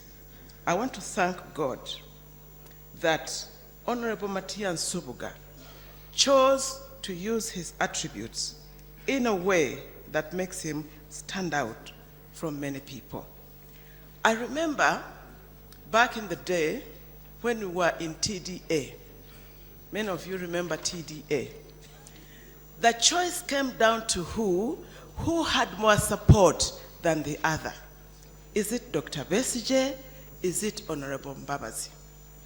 And Matian Sobuga stood up and said, it is not about who has more support.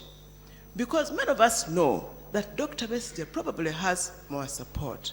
The question is, how can we add to the support that we have?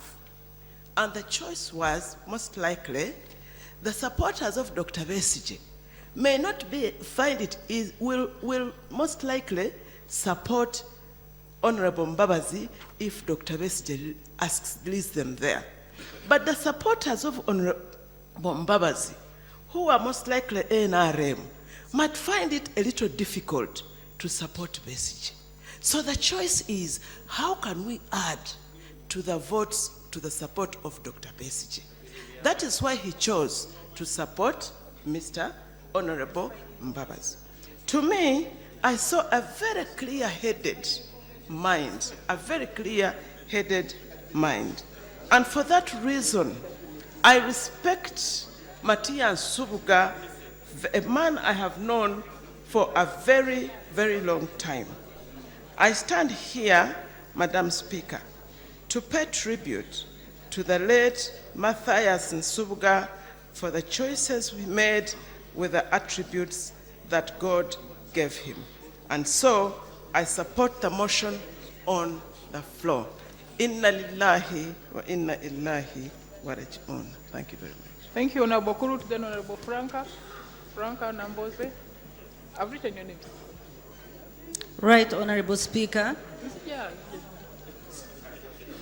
Right, Honorable Speaker and colleagues. I'll come back to you, please. Let me go this side. Members also have to meet from this side. And I'll come back to you. Yes. Right, Honorable Speaker and colleagues. Sudden death makes fools of us all. When somebody is standing 1 minute and he's okay, and the next minute he goes to meet his maker, we are made fools of. And this is what happened with our dear departed brother. It is very sad. I remember during Amin's time, we would hear announcements on radio, so-and-so regrets to announce the untimely death of his grandmother, who has passed away at the age of 125. This is untimely death at 60. And so we really mourn Matias Nsubuga. Nobody is going to live forever. We are all passengers on this earth. But what is important is, what testimony do you leave behind? And our brother Matias has left a fantastic testimony for all of us. Right, Honorable Speaker, many people have said it, and I'm not going to repeat what they have said about him. But many of us used to call him Mukwano Gwabanji, a friend to everybody. I used to meet him, I would call him DP Egumire. You know, DP Egumire means DP is very strong, then he would reply Egumire. You respected him. I'm not saying that I believe that it is Egumire, but it is there in whatever form. So, Madam Speaker, you respected him in his party, and he also respected your views in your own party. Most people have alluded to it and they have stated it. He was a man of peace. He was a man of dialogue. And in this, he's only, he was nearer President Museveni than many people I know of. Because we know that one of the hallmarks of President Museveni's rule is dialogue. Honorable Matias, he was calm. He was calm, he was measured, and when he was making his contribution, he would not have wanted people to interrupt, as I'm seeing some of my brothers doing. He was calm, he was measured, he was a man of peace, and he was sorted. He was a very, very sorted person. He was principled, and when you looked behind his back, you could not see any gray area. Everything was in the open. This is a gentleman, the man who lies there. Madam Speaker, in this era, when you sometimes ask, is so-and-so a gentleman, they say, go and look in the fiction section of the library. In other words, the word gentleman is elusive now. He was a true gentleman. That's why he was called Mukwano Gwabanji. We shall miss him very, very greatly. And he was championing something. He was championing something in this country, and that is what we should emulate. There are people who think that when they spit fire, that is a show of bravery. He was calm, and he spoke his truth calmly, and you were inclined to agree with him. Our deep condolences to the family. It's not easy. And I will quote lastly the words of a poet, Robert Frost, who said, you hear the bell tolling and you think it is tolling for the dead, but the person who has gone cannot hear it. Therefore, even these words which we are saying, they are not for our brother, because he cannot hear them. He is listening to better music. These words are for us, and therefore let us emulate those good things that he was doing. May God rest his soul in eternal peace. Thank you. Now Frank Akelo, then Honorable Namboze. I'm coming to you. Let's start with those two. Thank you, Madam Speaker, for giving me this opportunity to, on behalf of the people of Agago and my own behalf, condone with the family and Uganda on the death of our dear own Honorable Matthias Nsubuga. Madam Speaker, just a few days ago, I was talking about him with Honorable Oboth when we were in London, just a few, like 4 days ago. Because a few years ago, I was with him in the UK, in London, and he took me to his shop in London where he sells matoke. And he told me, my daughter, how he used to call me. My daughter, you see, we talk about import and export and how we can influence our economy. I am making a lot of money on matoke. This business has done me a very big job, and actually the taxes I pay is a big contribution to the economy. So much as we are not able to afford to make industries and so on, at least I am exporting matoke. So we were talking about this with Honorable Oboth when I was in UK with him. Honorable Speaker, it is not a surprise that most of us who were in the 8th and 9th Parliament have testimonies to make, personal testimonies about Honorable Nsubuga.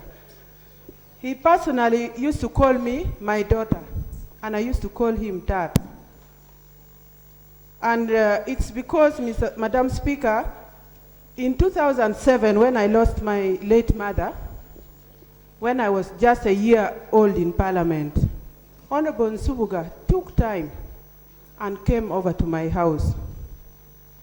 And the reason he called me up to now, my daughter, was what he told me when he came to pay tribute to my late mother in my house.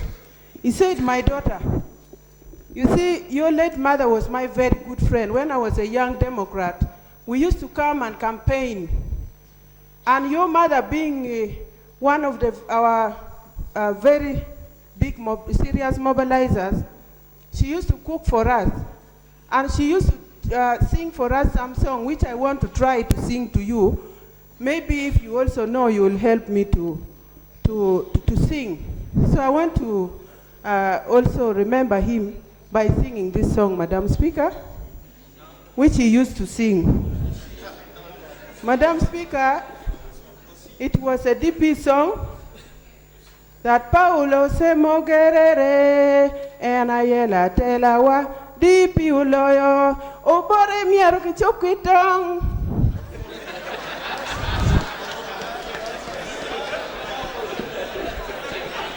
Paulo se mogerere and ayela telawa DP uloyo obore miaro kichokitong.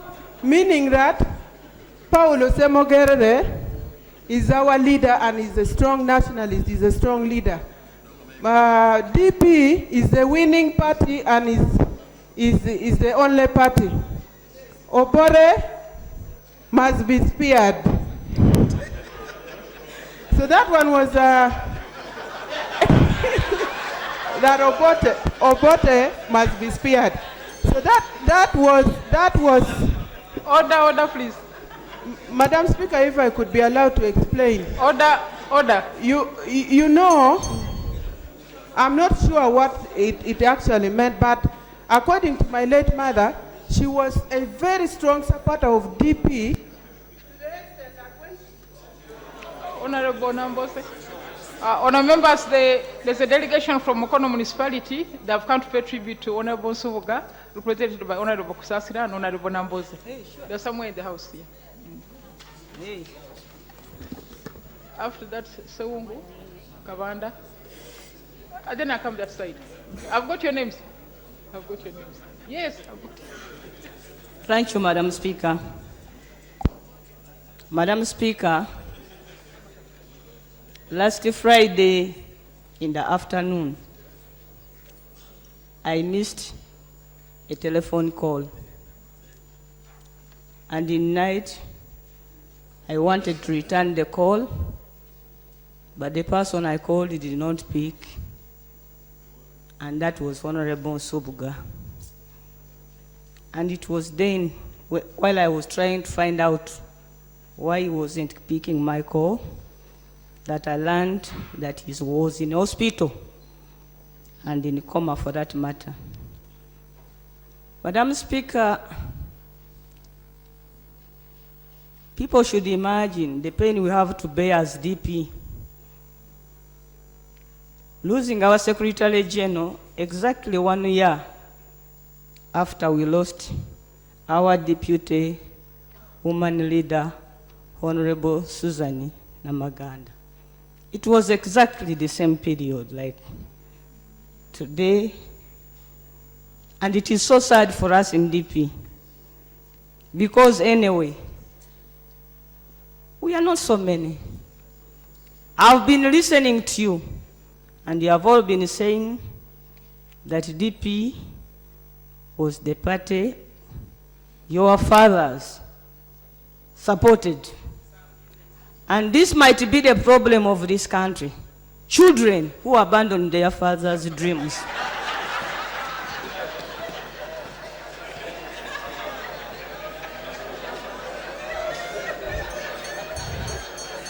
Order. Madam Speaker, Honorable Matthias Nsubuga has been a bridge in our party because of his capacity to relate with people of all generations. Our elders in DP would call upon him whenever they wanted to raise anything. And you would find Nsubuga among the UIDs, and you would mistake him for a youth. He would relate with all groupings in the party, because DP, like another political party, has people with different views and different positions at any given time. But in Nsubuga, the bridge builder, would be able to reach out to us, to all of us. Even in the most trying times, Nsubuga would try to build the consensus and offering an opportunity and a window for dialogue. It has been that character that must have made him to be part of the Nairobi Follows Talks, peace talks of 1985. But Madam Speaker, dialogue can only succeed when you are dialoguing with honest people.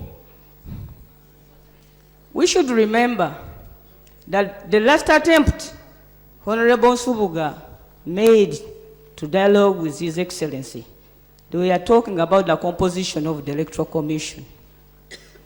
And His Excellency did promise him, according to his word, he told me, that we shall discuss, we shall revisit that matter on Friday. And on Thursday evening, His Excellency released the list of the nominees. What would be the importance of dialoguing with that people? With such people? Honorable Nsubuga has been a very patient man. He would be patient to the extent that he would talk with people who are not honest, but he would be willing to go back and talk with them the next day.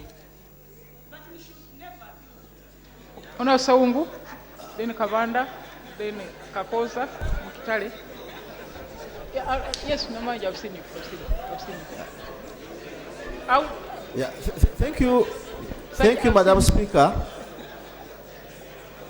Madam Speaker, you know, whenever I'm talking in this house, I don't read.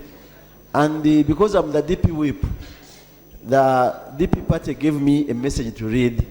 And I don't know that I will seek for indulgence. I know you're a very good speaker. You will allow me to read. And if time does not allow, you will give me 1 minute to make my final contribution. Because I'm the voice of the party here, as I'm the DP whip. So, if allowed, Madam Speaker, let me read what comes from the DP and from the President. In 1989, Honorable Mathias Nsubuga stood for Parliament of Uganda in Bukoto South. He faced Honorable Gerard Sendaula. He mounted a strong campaign and he lost by only 5 votes. The core of NRM was shaken. Even President Museveni took note and sought to meet Nsubuga. He wanted to know which DP young man was mounting such a strong challenge against NRM stewards. Museveni wanted Nsubuga to join his government and embrace NRM. Nsubuga stood his ground, refusing to yield to any coercion or inducement. Madam Speaker, we see here Nsubuga, a consistent man, committed to a fixed set of principles and values. You could negotiate on means of provided it was not violent. As for the ends of truth and justice, it was not negotiable. Nsubuga was persistent. That's why he was able to win the parliamentary seat in 2006. He lost it in 2011, but he captured it after the courts nullified the results and ordered a by-election. This country will miss Honorable Nsubuga because in Nsubuga, we had a man dedicated to solving problems through dialogue. He was a founding signatory for the Inter-Party Organization for Dialogue, IPOD. In a country with a history of violent political conflicts, those promoting dialogue are frowned upon. Nsubuga believe that it is in the best interest of Uganda to engage dialogue in order to break the cycle of violence. The only moment we can erect to honor Nsubuga is for all parties to commit to honest, sincere, and constructive dialogue. Nsubuga was not in politics to settle scores or promote friends. He never engaged in petty squabbles. That is why he was such a pillar in the DP. He was a bridge between the old and the young generation. Madam Speaker, the party wishes to send words of thanks to these people. 1, Dr. Angelina Etina Chiguzi Kasozi Etima. This is the doctor who helped Nsubuga when he had just got a stroke at Mukono Bookshop. They thank Dr. Senyonjo, Case Clinic. They thank the government of Uganda and the president of Uganda. You know, I rarely do that here. But we thank the president. Madam Speaker, the Democratic Party thanks you for having given us this opportunity. And the leader of government business, Ndugu Rakana Rugunda, Vice President, for having accorded us this chance to bring this gallant son of Africa. The leader of opposition, they thank you. Political parties, all churches, and all those who have stood with us and continue to stand with us. Above all, they thank Honorable Kakoza James, who has been at the center of all this when Nsumuga passed on. Madam Speaker, this comes from the Democratic Party, which were dedicated to be the chief whip, the whip of the DP. Now, within my 3 minutes, Madam Speaker. No, you use complete the three are together. Madam Speaker, in my words, one time there was a lorry driver, and this lorry driver had a tan boy at the back, but they had lost somebody. They had a coffin on the lorry. Now, this tan boy, when it began raining, because the lorry had no tarpaulin, he said, "Why do I suffer with the rain?" He hid himself in the coffin. And the driver never knew. But as he was driving along the road, people stopped him. And many of them boarded the lorry, and we were saying, "Oh, this is terrible. This man has lost somebody. There's a coffin." And everybody was shying away from the coffin. Incidentally, this man in the coffin wanted to find out whether the rain had stopped. He opened it and pushed his hand out to prove. And everybody jumped off the road with fear. What the Democratic Party has faced, Madam Speaker, is what I've narrated about that lorry driver and the tiny boy. This man has been a pillar of the Democratic Party. You remember, Madam Speaker, in this House, I am the one who moved the motion not to support a minority motion, seeing the right Prime Minister by then for having misused the funds of the PRDP. Una Kabanda, then Kakoza, then Mukitale. I thank you. Then Mayanja. The Right Honorable Sereko, Speaker. then I come with this side. Honorable members,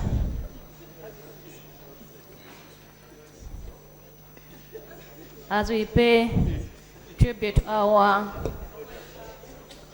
beloved Matthias Nsumuga, honorable members, the family has lost, the country has lost, but we people of DP, we have lost an icon. We've lost our mentor. For us, we are younger Democrats. We could consult him and could advise you accordingly. Our mentor has gone. We have lost a father. Many have been saying, he has been addressing me as my daughter. Any young lady, we could call you my daughter. Any young gentleman, he could address you as my dear son. He has been the library of DP. If you wanted something, the history of DP, he could give you the full history without even consulting any textbook. We have really lost a helper. Honorable Nsumuga could give out even what he doesn't have. Only to realize that he has nothing in the pocket. He has been a helper to the poor. Everybody now is asking, why Nsumuga has gone now? Yesterday, I tried to sleep, but I didn't sleep. Before I got the answer. Why did he go so fast? God takes his people, his holy people, are enough that this world, the world full of corruption, does not mix them, you know. With this unfair politics, with the corruption in Uganda, God wanted to take him that this world, this country, does not mix him. May his soul rest in eternal peace.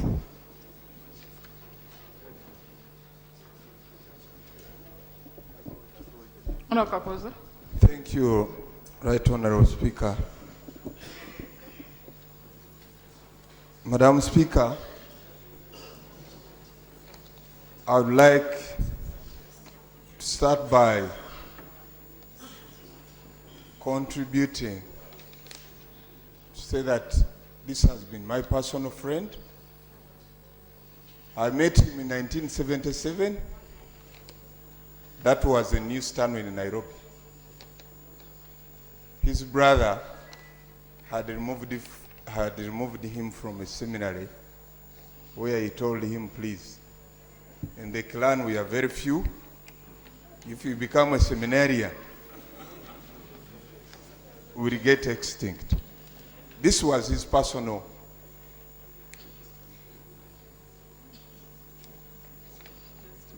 I call it his personal belief, and he believed his brother. His brother was called Serwanda. He sponsored him at school. But after that, again, when I left him in Nairobi because he was a staff of Uganda Airlines, I came back home. I met him in 1980. 1980, because he belonged to DP, there was a man called David Livingstone Change. He was in my constituency. He was my uncle.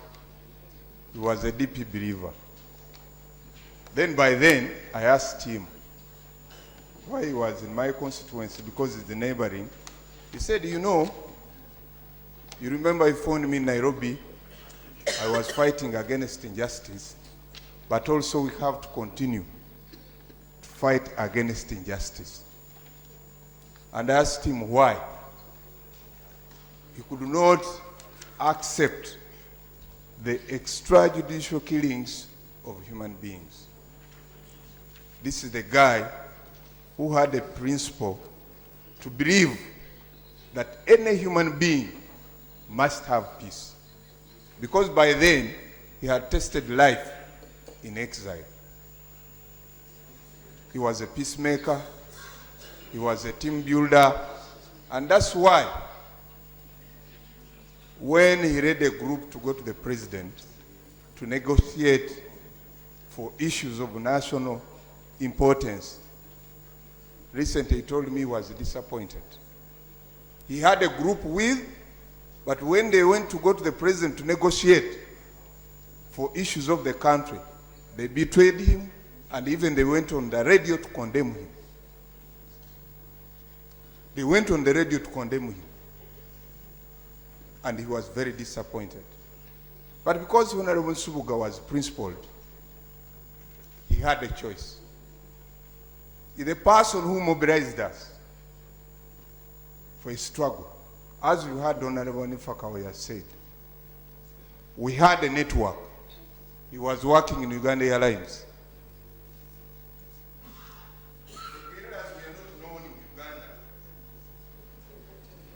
Yeah, that part is important. One more minute. The guerrillas were not known in Uganda. Not until he got a journalist who was called William Pike. He gave him a ticket from Nairobi. He took him to Entebbe. Because he had a network, the person who took Pike from Entebbe to Luweero, he was Muhwezi and Fred Rwigema. You can see how that guy, he was working in government, but he took a risk to fight for peace. Madam Speaker, the last statement, which I have to put on record, he was the guy who was non-discriminatory. We were in a meeting in 1983 when Professor Yusuf Lule was the chairman of the liberation struggle, and people started complaining about sectarian. One of them was late Serumaga, was Dr. Kaira. They condemned Professor Yusuf Lule, why is mobilizing funds to give certain group of people in Uganda, not him. Bire Subuga was in that meeting. He said, you people, we don't think of anything, but we should mobilize funds to go back in Uganda as whatever comes. No, Mikitale, Florence, then Sereko. Then I move a bit this side and come. Yes, I'm coming. Thank you so much, Right Honorable Prime Minister, for moving the motion, and the Speaker for giving us this opportunity. when I came to Parliament in 2006, the beginning of ACE Parliament, I got a warm embrace and a welcome from the Greater Masaka then. When they found out I was an in-law in Viramaria, Rwanda. And actually, the Honorable Nsubuga was very close to the late Serumaga and my other in-law, Monsignor late Father Deo Kenya in Germany. And we shared a lot. Then he asked me, he told me about Zaka Hero, who was heading finances in Nairobi in their mobilization. He was so much a patriot. He always spoke of national dialogue. For me, from the day when I came to this parliament, I have said national dialogue is a solution. Polarization doesn't help. One day in ACE Parliament, the opposition walked out. But I remember before he walked out, he was asking Honorable John Patrick Amama, that's the first time I heard the name Patrick, I didn't know. Is that what we fought for in Nairobi? He was referring to Kategaya standing there, and I was sitting behind them. You know, so this really reminds me, and I think if we are really paying tribute, we can only mourn and celebrate his life if the 10th Parliament puts to reality his dream. You've heard what he has been doing in the iPod. The late Matthias Nsubuga was a true democrat because he was tolerant and for coexistence. Unlike most of our politicians, we look at our opponents as adversaries. Then you cannot be a democrat the moment you call the opponent an adversary, because the intention is really to work for the common good. The intention is to work for the one country with one destiny. So it's really unfortunate at a time when we are looking forward for a national dialogue, when we expect a constitutional review commission, that such a gentleman, who has even at a party level been able to, at the time when the DP had most factions, he has been able to bring them together. He was not selfish, he was not a dealer, he was not a mercenary. He should have become possibly a very senior minister, even possibly prime minister if he wanted to deal, but he remained very solid. He did not have a price tag like most politicians now want to have a price tag if they can be given fall into things and forget their conscience.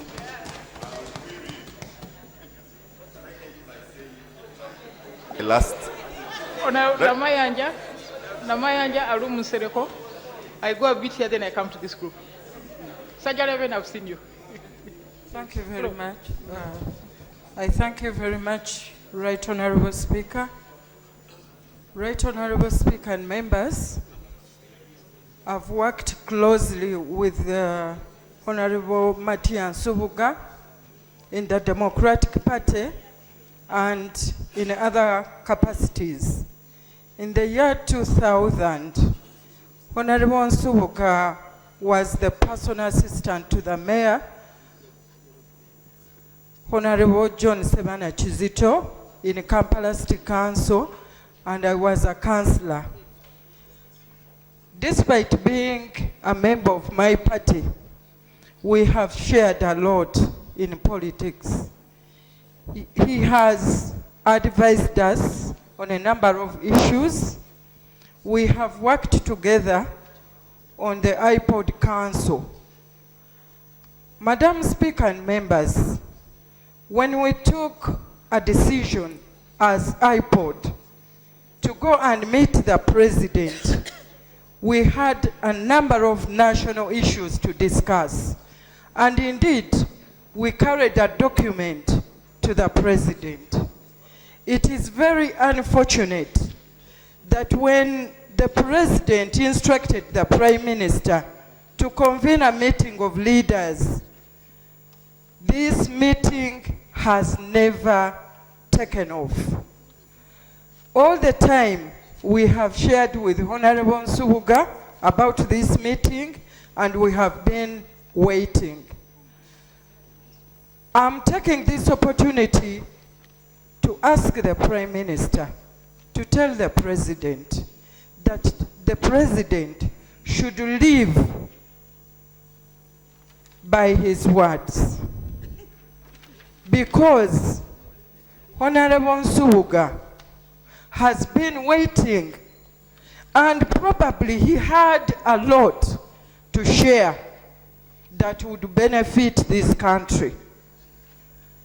If we don't see this meeting take on, then I think there's no other means of having peace in the country other than dialogue and consensus. What else does government want apart from dialogue and consensus? I still think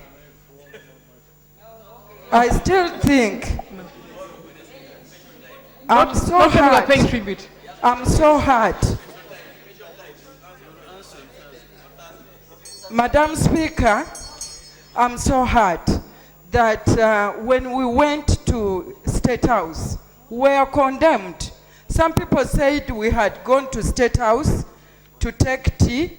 Others thought we had other motives. But because we had a reason, we want this country to know that we went to State House with Honorable Nsubuga for a purpose, to benefit Ugandans. So even when Honorable Nsubuga has gone, I think you still owe iPod. Madam Speaker, finally, I want to thank your office so much that when we called on your office and you made the environment possible for us to be here in the chambers. I would like to thank the Prime Minister and government because they have worked with us. Just a second. Finish the Prime Minister has gone ahead to accept to sit with us and see that we give a decent send-off of our colleague. I thank you so much, and that is the spirit that we should always cherish. Thank you very much. Honorable Balum, then Sereko, then Chizige Rwamirama, then I get that group there. I'll come back. I'm coming back. Yes, I'm coming there now. Thank you. Yes, Sarah is here. Thank you so much, Right Honorable Speaker, for giving me this opportunity. And on behalf of the people of Oyam, on behalf of the members of the iPod, and on behalf of UPC and Lango, I want to thank you for giving me this chance. Right Honorable Speaker, recently in June, my party appointed me to serve on the iPod Council as a member. And I really enjoyed the short time that I've been with him as our chairman.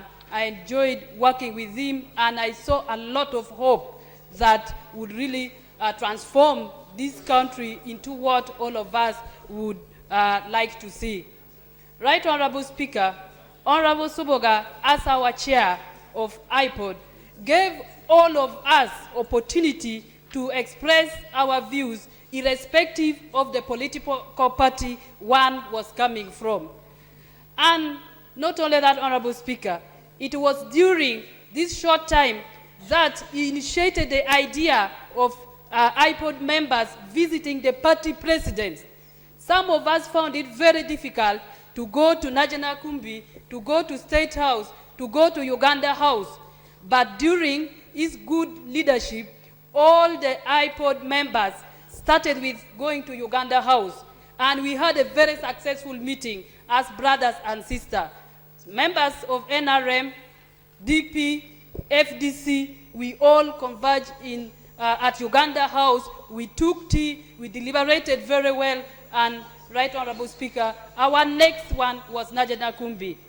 And we were remaining with State House, then DP. And if God had given him the chance to leave, Right Honorable Speaker, I think that the country would have moved forward in the right direction. Now, he has left for us a legacy or work to do, Right Honorable Prime Minister. Can we now take over from where he has stopped? Right Honorable Speaker, I also enjoyed a very good moment with the late Suboga when you sent us to China as members from different political parties. Indeed, I want to say that Honorable Suboga is a father, not only to his family, but to all members across board. It was during winter, and it was extremely cold, but Honorable Suboga made sure that all of us, the 21 of us, we are very, very comfortable. We would chat, we would talk, he would try to market his party, as I would also try to market mine, because the two of us are the oldest political parties in this country. So there was that kind of competition, very peacefully. And I would tell him that for you, you call my party president, Honorable Jim Akena, your nephew. So if that is the case, the old people are normally supposed to sit back. Now that Akena is the nephew, I would really love you to cross over and allow the young generation to take over. Then he would laugh and say, Honorable Santa, you are joking. This was the man who really was very committed, and I want to say that he loved everybody across political divide. Even if you are young person. Ona Unsereko, then Kizige, Ramirama, then Azamutonyi, Karunji, then Tumuranda. I'm now on this side. Thank you very much, Then I'll come Madam back in Speaker. for the last round. I come along with the condolences of the people of Kampala Central, where the late has been performing his duties and operating as the Secretary General of the Democratic Party.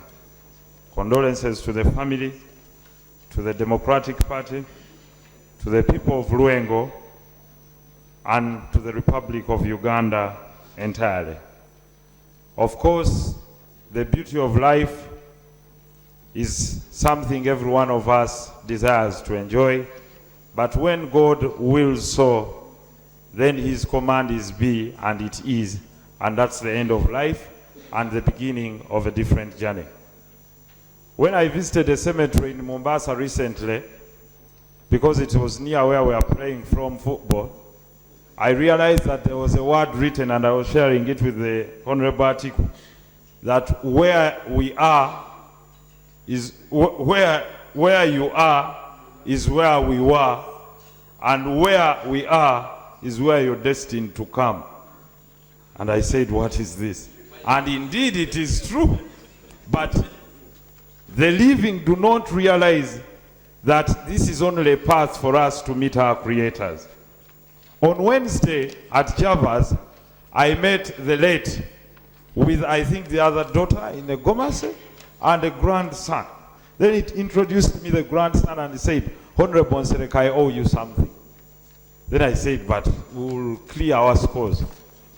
My expulsion from the NRM party was as a result of campaigning for the late.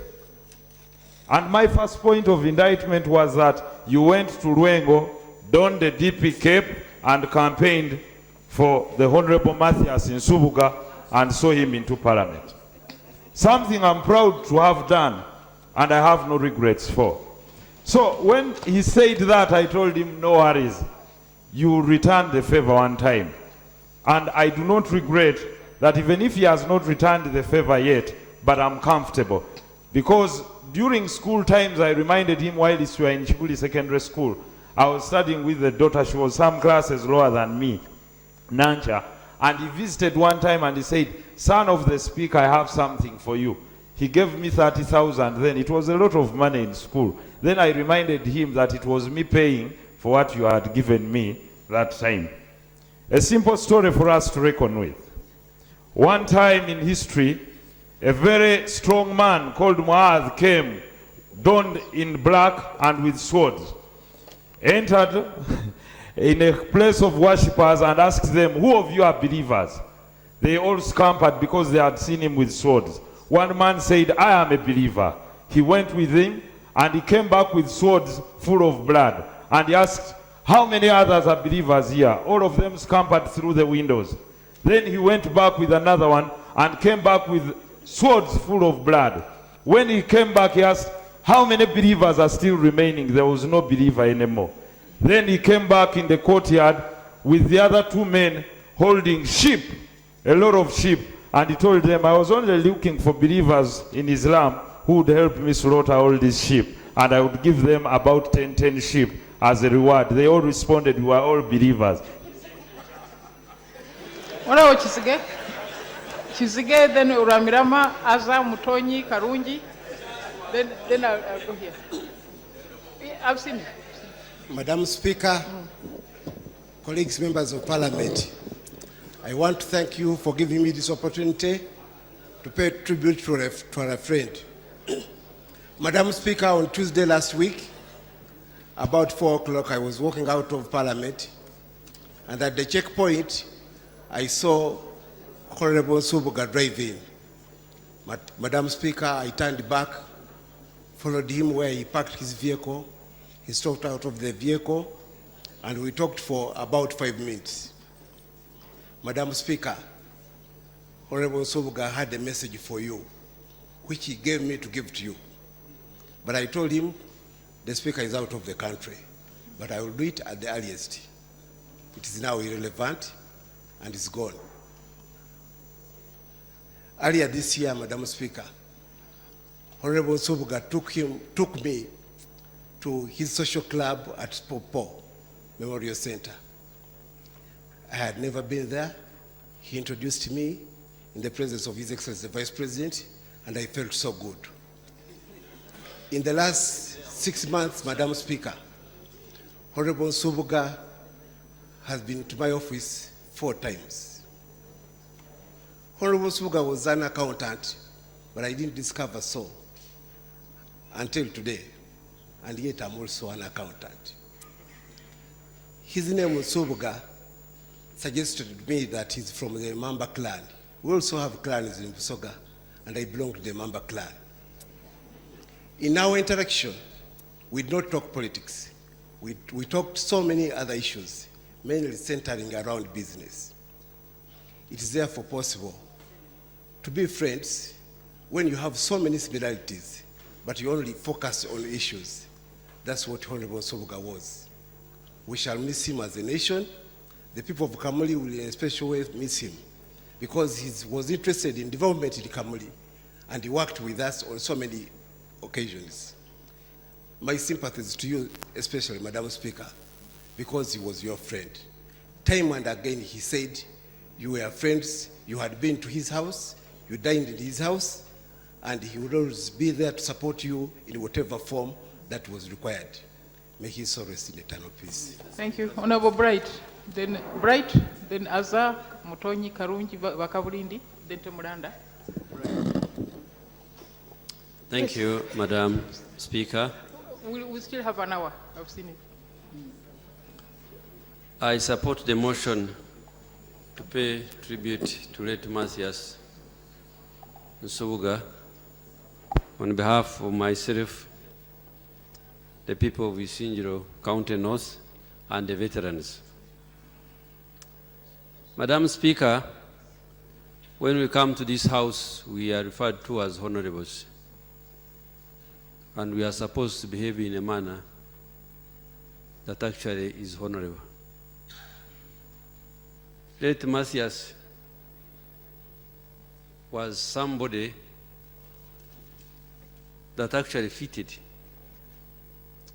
We belong to different parties, we belong to different tribes, we come from different places, but there is one thing that binds us, and this is Uganda.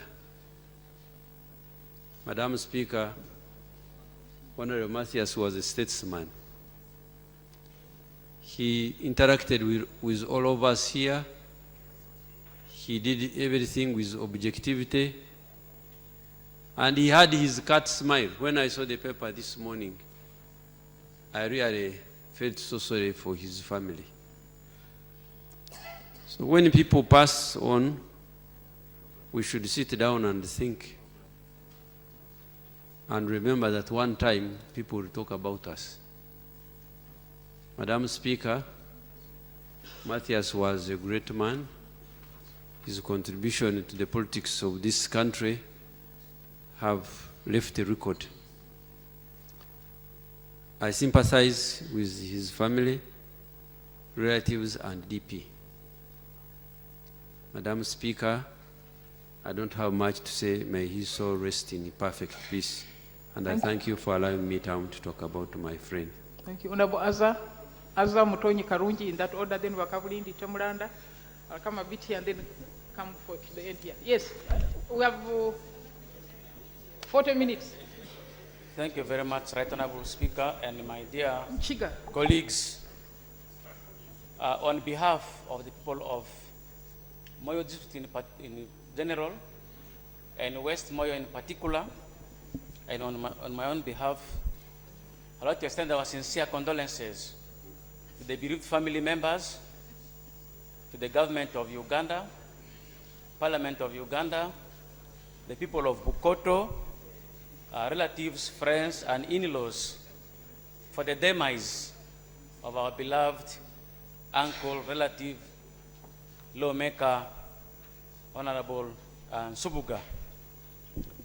Dear Speaker, we are now torn apart. Our hearts are torn apart in the sense that we are both mourning at the same time celebrating. Mourning because we have lost Honorable Nsubuga at the time when we needed him most. He has been a champion in the leadership and governance of this country. We have missed him. At the age of 60, he has gone too soon. That's why we are mourning him. But on the other hand, Right Honorable Speaker, we are celebrating his life.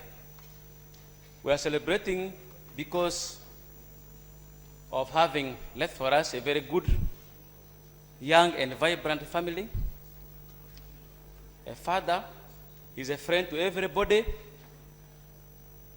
Right Honorable Speaker, he has been my role model. In 2006, I had come to register my school with the Ministry of Education here in Development House. And I saw him being escorted by a mob from his constituency to be sworn in as a member of parliament. Then I said, when can I also stop teaching and holding this talk and also become a member of parliament? So from that day, he became my role model. And at last, thanks be to God, I'm now here in the house because of Honorable Nsubuga. He's a very good leader, a resourceful person, a reconciler, a uniting personality, and a distinguished legislator, a consensus builder. Right Honorable Speaker, Honorable has always been coming to West Nile to attend to all high-profile funerals. He has been leading a delegation to West Nile.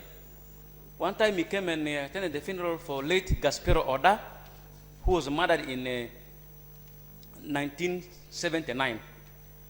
He came and attended that funeral.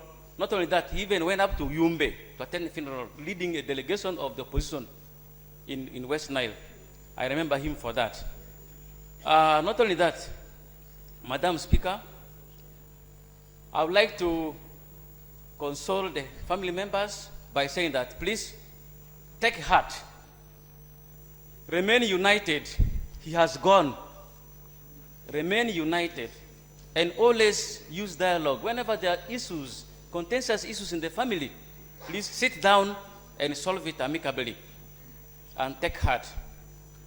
Now to all of us who are here, members, can we go for routine health checkups? And at the same time, let us once in a while visit the gym that has been set in the parliament for us by our nice speaker, Honorable Right Honorable Rebecca Kadaga, so that we can remain fit and able. Thank you very much.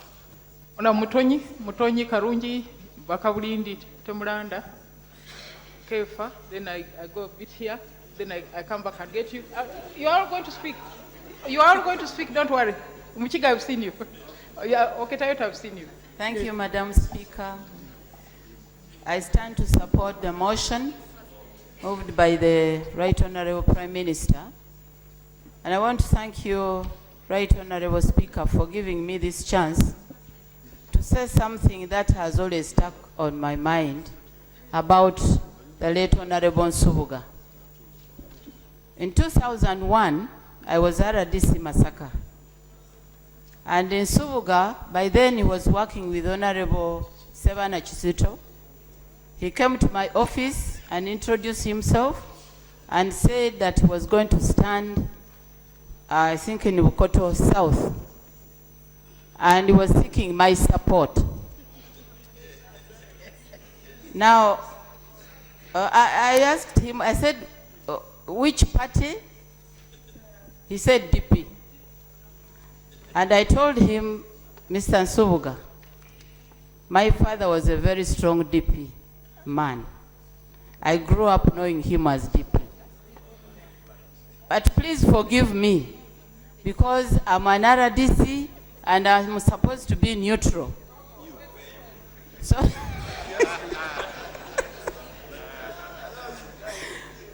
now, then we argued and even said, but you are even putting on a rosary which speaks for truth and justice. I said, but what is wrong? He said, okay, we shall not argue, but please do the needful. Now, after he left, later on the campaigns came and he failed. After failing, I never met him again until I came to Parliament in 2014. Now, the man who had asked me for a favor, which I did not offer, I met him here in Parliament. And I felt a bit guilty conscious. And one time we were seated at the table in a canteen, he came and sat at the same table. And I said, you're welcome. I thought he would not answer because I kept on thinking that he still held that on his mind. But he said, Madam RDC, my sister RDC, Mwana wa Maria. And I thought he was heading to something. But then he said, why are you worried? That is past. Maybe you did not antagonize me. I never had you antagonizing me, but things turned out as they were. So, never have that guilt consciousness that you never supported me.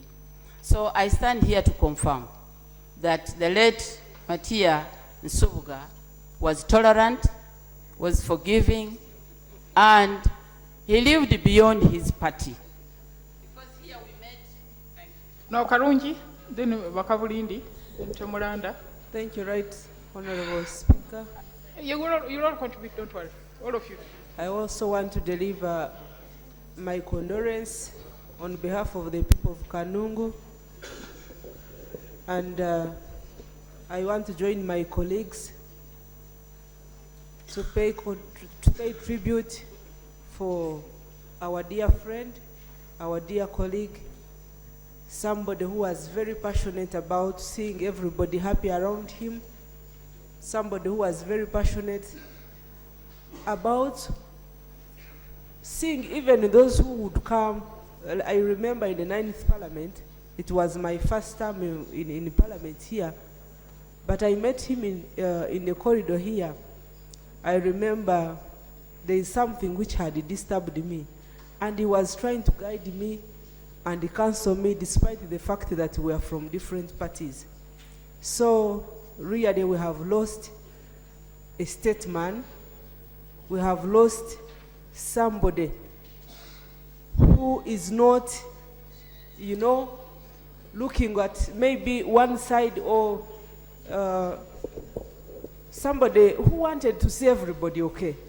It's unfortunate that what he had started with the iPod, he has not seen it past. But I believe the God who had put him there has a good plan and will do something like he had wished. But I want to thank him so much for using the attributes God gave him. Sincerely, Honorable Nsubuga was one of the members you would find wherever he is. He would not look at you, maybe you are young, or you are still very new, or you are not senior like him. He would talk to you, despite the fact that you are at whichever level. He would talk to you, he would give you time. He was such a kind of man, which I think all of us should emulate him. Because sometimes after reaching here, we sometimes look at our juniors as if maybe we should not, pay much attention to them. Really, Nsubuga was somebody special. So I want to thank God so much for that character which had been given to him, and I want to thank him for using it very well. Right, Honorable Speaker, some time back we met in a meeting in Munyonyo with Honorable Nsubuga, and we were talking about our usual politics, and he was asking me about Kanungu issue with the Prime Minister, the former Prime Minister, and we were really chatting and we went so deep. But what I found in him was somebody who wanted to see our nation come at a level where everybody would enjoy it without looking at the party or looking at where you come from. Nova Kabulindi, then Temuranda, then Kefa, Sembatia, Singiro. I cross this side and would come back. Right, Yes. Honorable You are here. Speaker, dear Yes, colleagues, don't worry, I've got you. we have lost a colleague. I'd known the late Nsubuga for more than 15 years. I learned about his problem of the stroke on Saturday. I was in Imaro on a wedding at night. On Sunday, after finishing what I was doing, I came straight to Case Clinic. And I met my colleague, Honorable Kiyingi, and Mbide. We were told to hold for about 10 minutes so that they could allow us to see him in the intensive care. 10 minutes passed. They gave us another excuse of 5 minutes. 5 minutes passed. They said, but you try late in the evening. Then I knew there was something wrong in the intensive care. We left. At night, we learned about his death. Honorable Speaker, people have talked a lot about the late. He was a uniting factor. The years I've been with him, I could interact with him almost on a daily basis because he was my chairman in the club. And some members here who have got the opportunity to interact with that class of the club could allow them to come there. Madam Speaker, why am I saying that he was a uniting factor? In our social club, we are people of different political affiliations.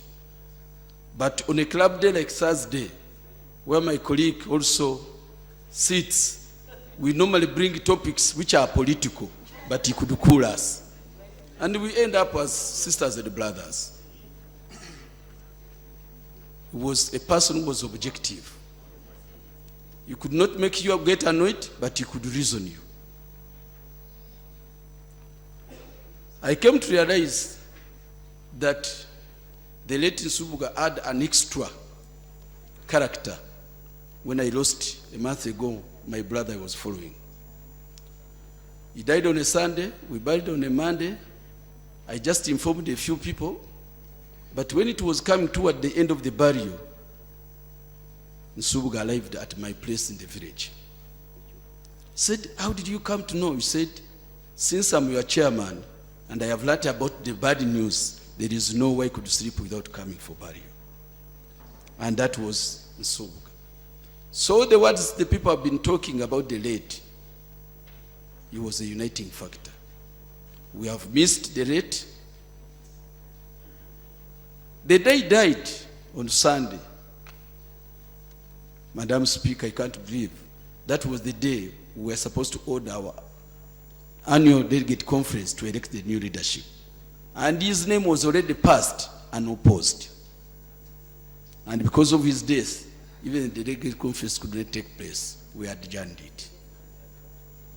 Subuga was the person of the people, regardless of his political career. We have missed him. My friend Subuga, may his soul rest in eternal peace. Thank you, Honorable Temulanda. Then Kefa, Sembatia, Isingiro.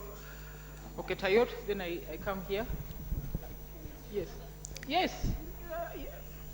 Thank you, Madam Speaker.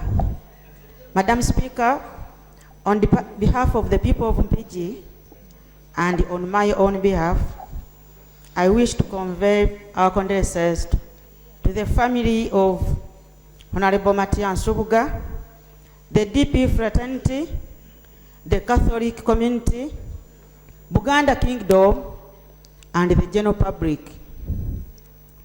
Madam Speaker, Honorable Subuga has been a man of peace, somebody committed to peaceful coexistence. The late Subuga has been a mentor, a counselor, mention it irrespective of your origin, your party, your faith, among others. I belong to the Mamba clan, which clan we shared with him. In the 9th Parliament, he identified all the MPs that belongs to the Mamba clan. He would always mobilize us to go and attend the meetings organized by our clan leader, the Gabunga. When you miss that meeting and you don't attend, the following day he would ask you why you missed it. And then he would wear that smile and say, please don't mind, we have another one on such and such a date.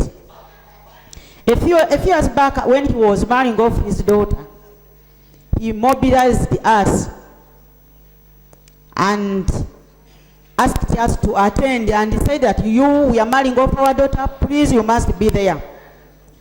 You are the aunties of the daughter, you must attend, this is our thing. We all mobilized ourselves and you attended. He has been a man that loved everybody. He has been a person that wished good for everybody. When I was elected the vice chair of our caucus, he rang me and congratulated me. And he has been always asking me to have a meeting with the executive, so he come and attend, he comes and attend, maybe guide us. We've missed him, the country has missed him, the whole nation is going to miss him. May his soul rest in peace. Honorable Kefa, then Sembatia, Viarugava, Oketayot, then I come this side and then we'll come and close. Thank you, Madam Speaker. On behalf of the people of Chivoga and on behalf of thousands of people in the diaspora, and actually there is a funeral vigil going on today in East London, I bring my condolences to the family of a dear friend, Matthias Nsubuga. I've known Nsubuga for over 20 years, and I'll never forget the day when I lost my mother in 2006. I was in UK at that time, and I spent the whole night traveling, and to my surprise, I found Nsubuga. He was a member of parliament at that time. I found him at the airport, and he drove me to my home area, Chivoga. That is how dear he was to me. At all times, I used to ask him, understanding his background and how he contributed to the liberation struggle, why he doesn't join NRM. And the thing he used to tell me, that he was not a DP by accident. He was born and raised in DP, and that he would die DP. And I used to tell him also that I was born and raised in Chivoga, which is the cradle of NRM. But that didn't get in our way. We had many things together. And I'm glad Honorable Sewung is here, witnessed some of those social getting together and interactions. And it's really a pity that he's now before us in the casket. I know that he's always had that powerful mobilizing power of getting people together. In Nairobi, in South Estate B, I know that his house was the meeting point for most of the Ugandans in Nairobi. And I know he has always told me many of the people in the executive and the army went through his house somehow at one point or the other. In London, we owed him a lot. You've all heard about, there is a lot which is talked about the Matoke shop that he started. But by the way, it's not just the Matoke shop. It's a lot of things there, which you may find in any place here in the market. But more than that, you've heard about so many Ugandans in East London, where you have probably 2 or 3 people out of every 5 on a street Ugandan. We owe that to Matthias Nsubuga.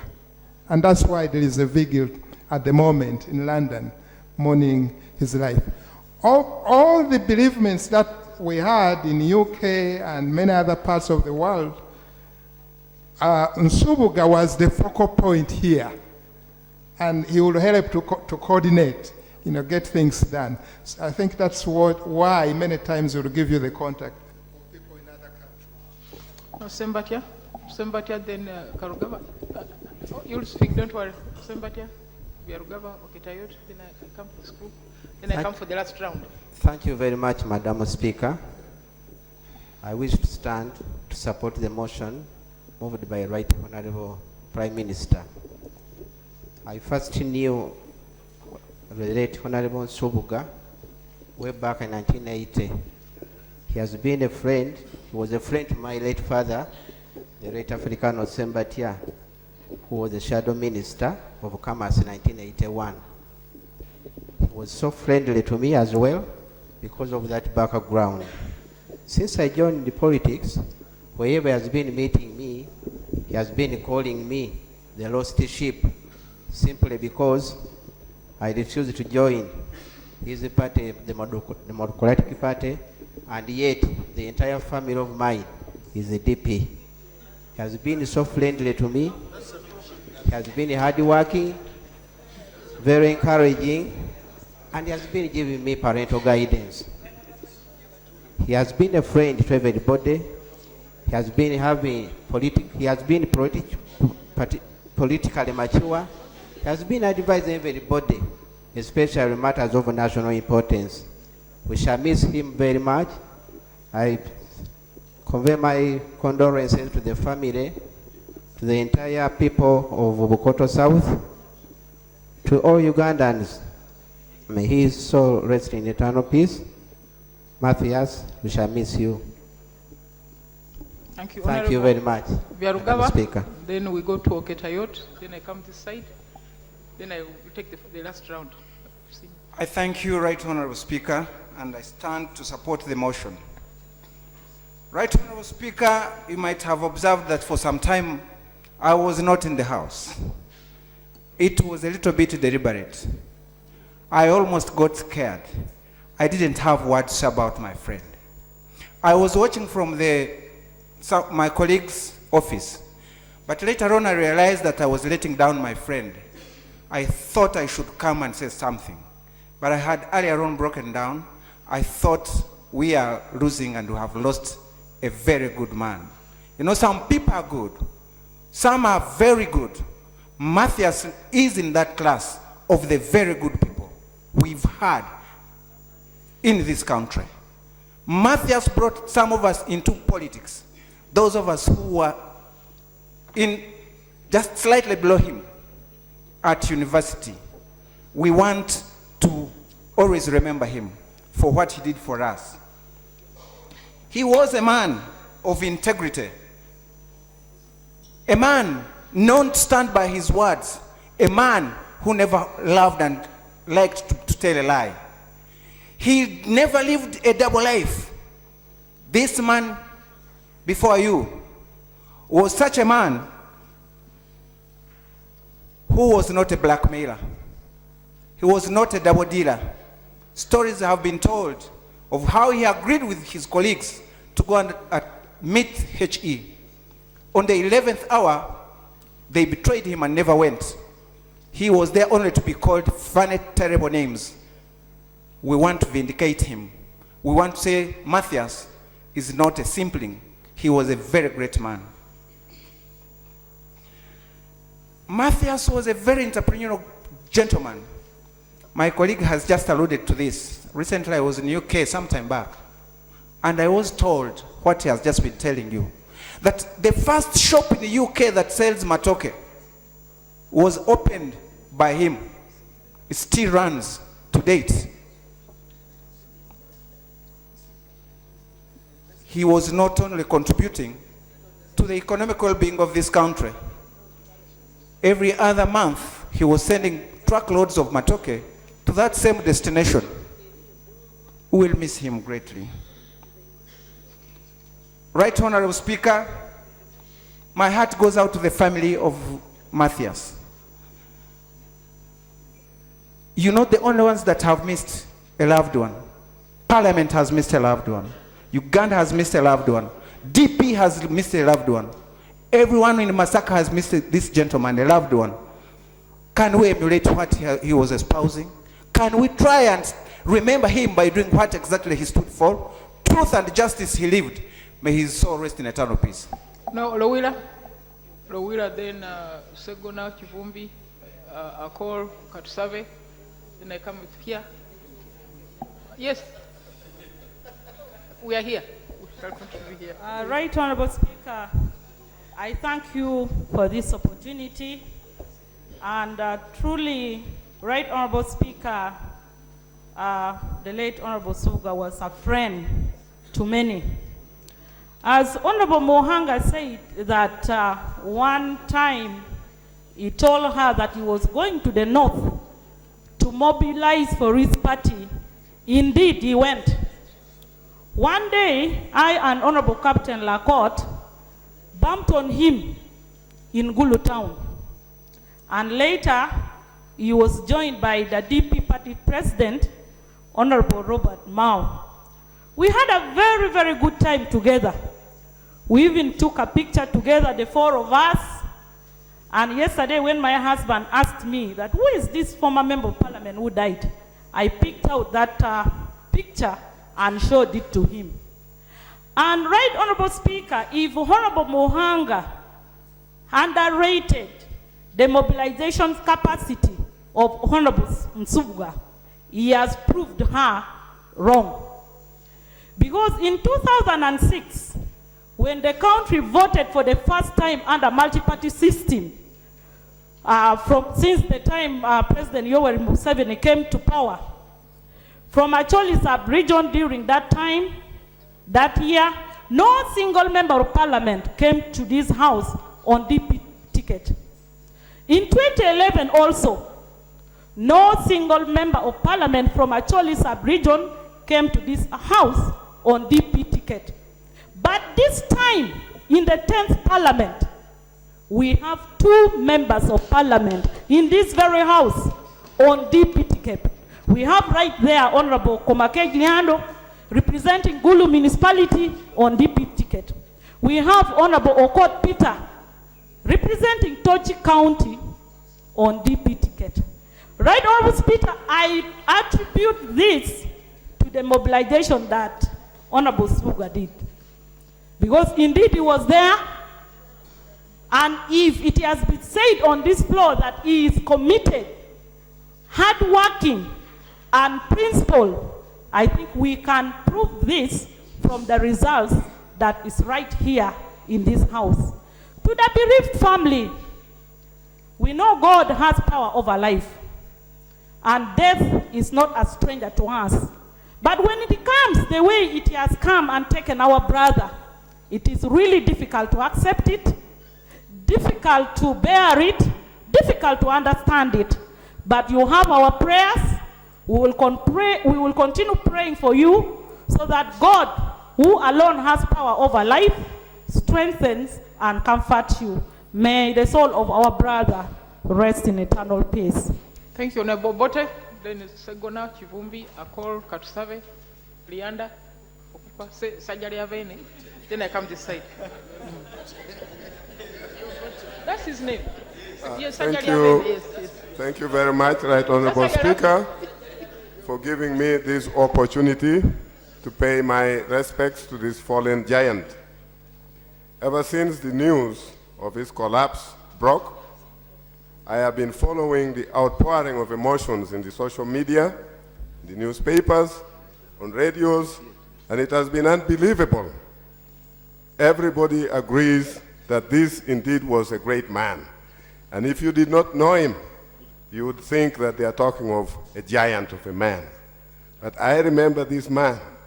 He was a very simple man. He was a man full of humility.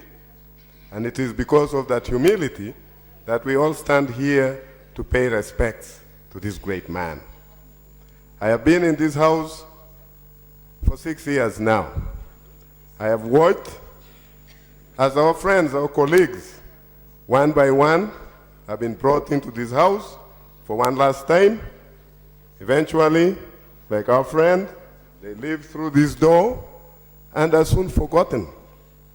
I say forgotten because just as recently, a few days ago, I was talking to some of my colleagues about the 9th Parliament. And we couldn't even remember who died first.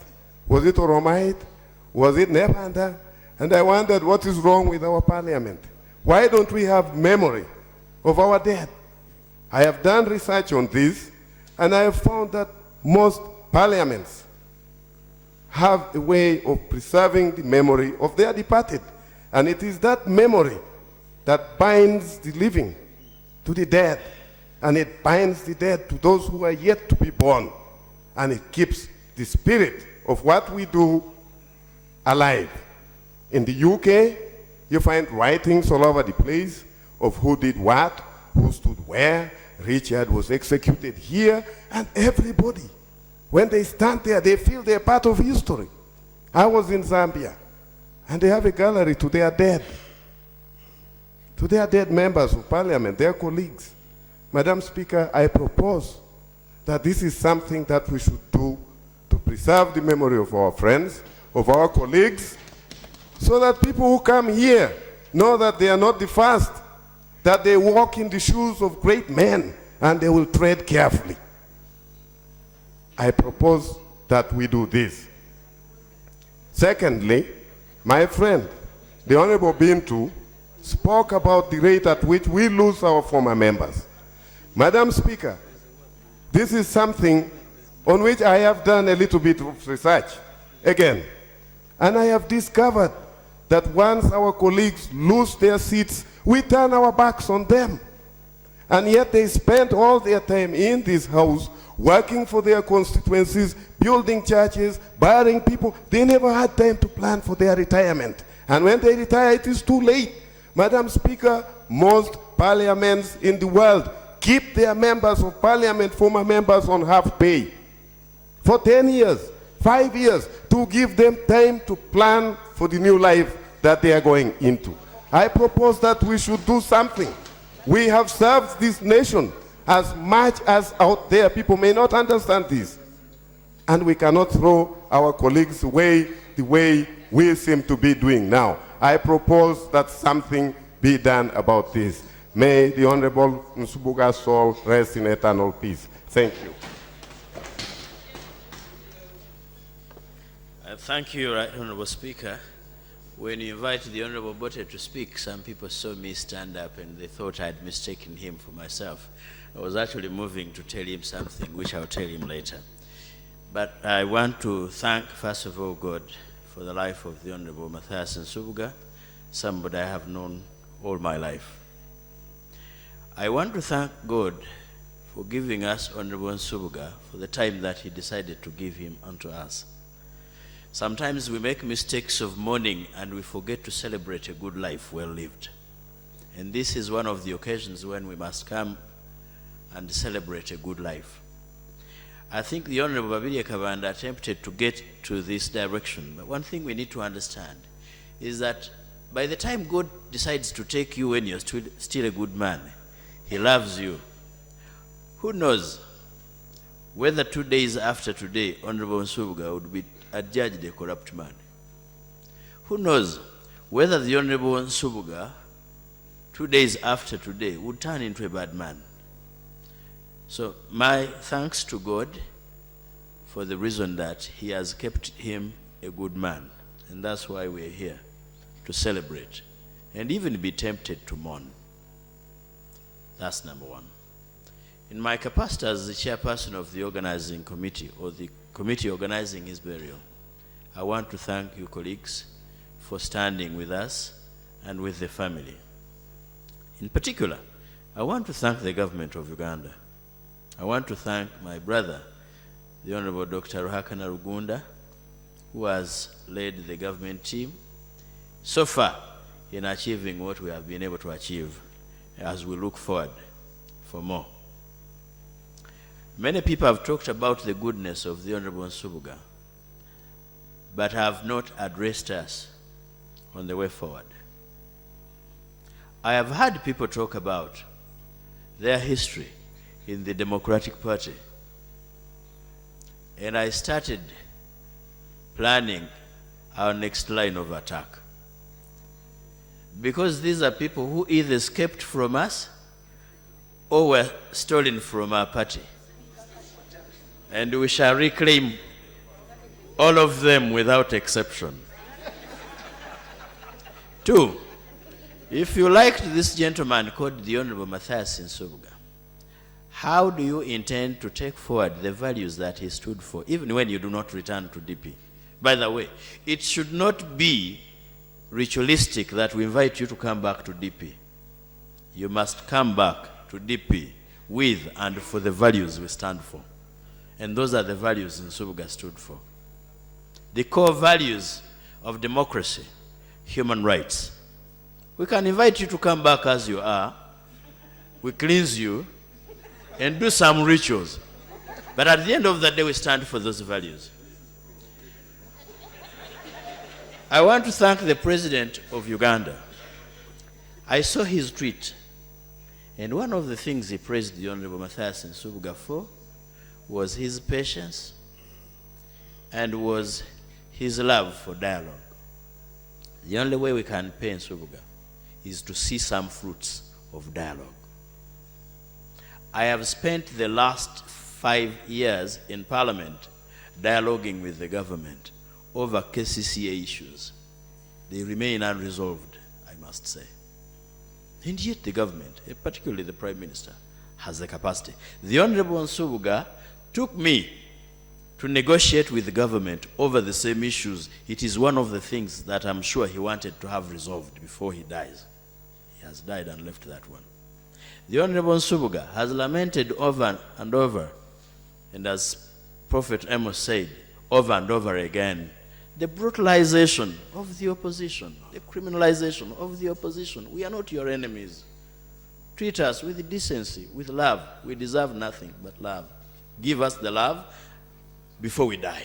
We need that love more in life than in death. Honorable Chivumbi, Akol, Katusabe, Lianda. Right Honorable Speaker, I stand to pay tribute to a good friend and a mentor. In 1996, I was the national chairman of Uganda Young Democrats. And Honorable Nsubuga came back from UK. By that time, we were going to the general election. Me and a group of young people traveled with Nsubuga across this country, campaigning for Dr. Kawanga Semogerere. We were with a friend, a father, a brother, and a colleague. We have also had an occasion to spend our days and evenings at his home. Nsubuga has been a loving father. He has greatly loved his wife and his children. That one you could tell when you visit his home. It was like a college of equals. That's the kind of gentleman lying before us. But foremost, Subuga has been a Secretary General of the Democratic Party. The story cannot end by us attempting to answer big questions that he has grappled with. That how can a party, by the way, the Democratic Party is the only independent party in Africa that has not been to power and has not collapsed. The only one. UPC, others are there, and ANC, by the way, there are about 4 only. DP is the only one that has not been to power and has not collapsed. And by the way, it is the party of the future of this country. And for sure, I know, because as the chairman of many of UID, I know that today we virtually even run NRM. I know which young friends are there, and at a point Z, our point of destination, we are going to reshape this country tremendously. And it's not going to take long. I can tell everyone here, in the next 2-5 years, watch the space. Watch the space. The children are coming home. Anyway, the story of DP, the question we've grappled with, is how can you belong to a party for 60 years that has not been able to go to power? 62 years. But the question is also, how could DP with its values have come to power in a country like Uganda? In 1962, DP was denied leadership of this country because of an whole alliance. The rest has been violence and murder and killing. Those are not values of DP. UPC defeated DP in 1980 through gerrymandering.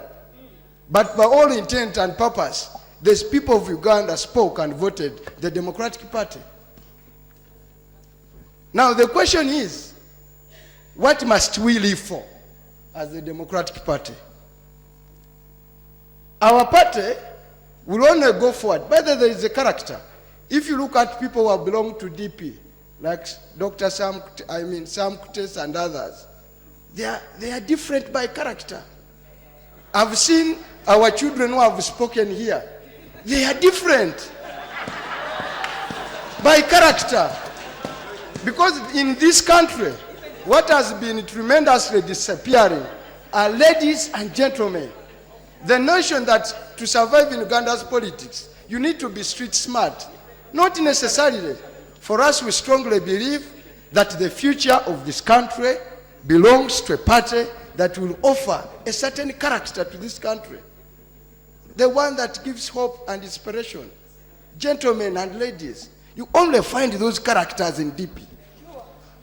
By the way, don't abhor, DP is a non-violent party.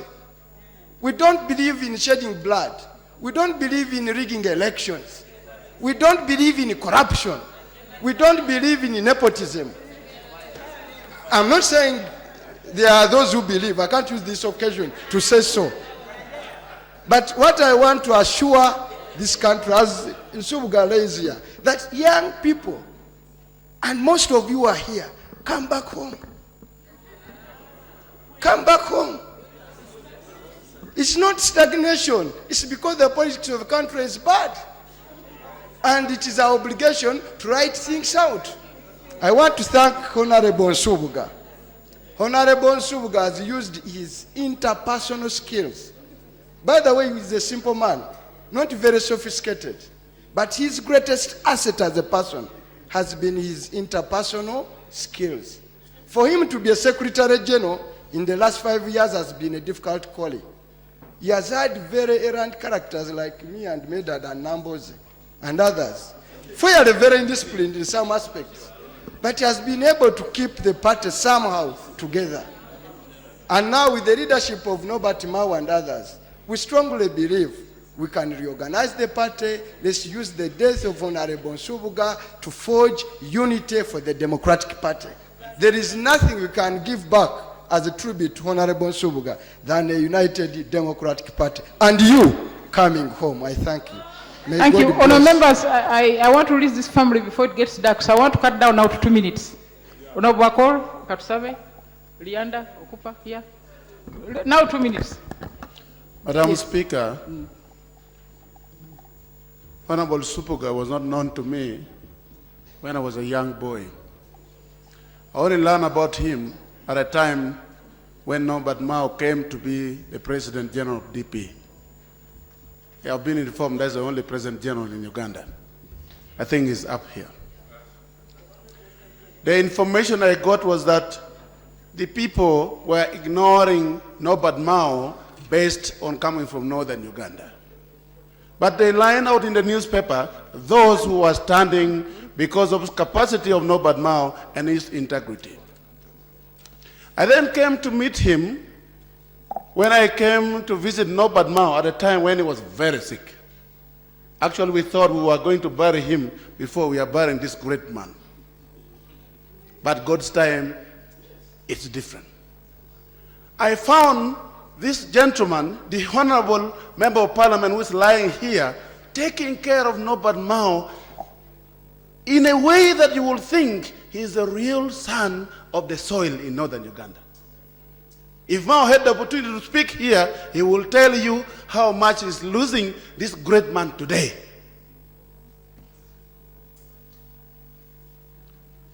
Madam Speaker, fellow members of Parliament, we should never be divided because of the region where we come from. We should never be divided because of the boundary of the districts of southern, western, or northern. We should never be divided by the rivers and the lakes that divide us. We have limited time in this world. I read a book very interesting for you to read. I always quote for you books. Who Will Cry When You Die by Robin Sharma. Who Will Cry When You Die by Robin Sharma. We all have different periods. Some of us will have 5 years, some will have 2 days, some will have 10 years, 20 years. Why should we hate each other? Please, where you have problem, dialogue, and that is a message that this great man has left for us today that we are speaking about. Never plan to kill your fellow. Because whether you like it or you don't like it, he or she will die and you are going to die. He has left us a legacy for us to follow as a country, to make sure we dialogue. He has made us a legacy to follow, to make sure that we should be friendly to each other irrespective of where you come from. Thank you very much. Honorable Katusave, then Lianda, Okupa, Sajali Avene. Then Kitata, Bariomunsi. Thank you, Madam Speaker. My deepest condolences to about 5 groupings. Number 1, the family. Number 2, the King of Uganda and the Uganda Kingdom. Number 3, the Catholic community. Number 4, the DP community. Number 5, the country. Madam Speaker, we have lost the Honorable Matthew Subuga when the country is facing one of the toughest challenges, and that is leadership crisis. The people that we can look up to. And it grieves my spirit, Madam Speaker, the loss of our dear Honorable Member of Parliament, Matthew Subuga. Just Tuesday, last week, he came to Parliament with his son. I can see him there. My deepest condolences. And he was looking for me, Atkins Katusave, for one reason. I read in the papers, I've been watching TVs, and I was told you survived the massacre. You survived the genocide at the palace. For one reason. I just wanted to say, I feel the pain with you. That is our brother, lying just right ahead. Now, he was a firm believer of an international justice system. And I want to encourage us, especially Parliament, to pay special tribute to our late brother by doing, if we can, 4 things. Number 1, restoration of term limits.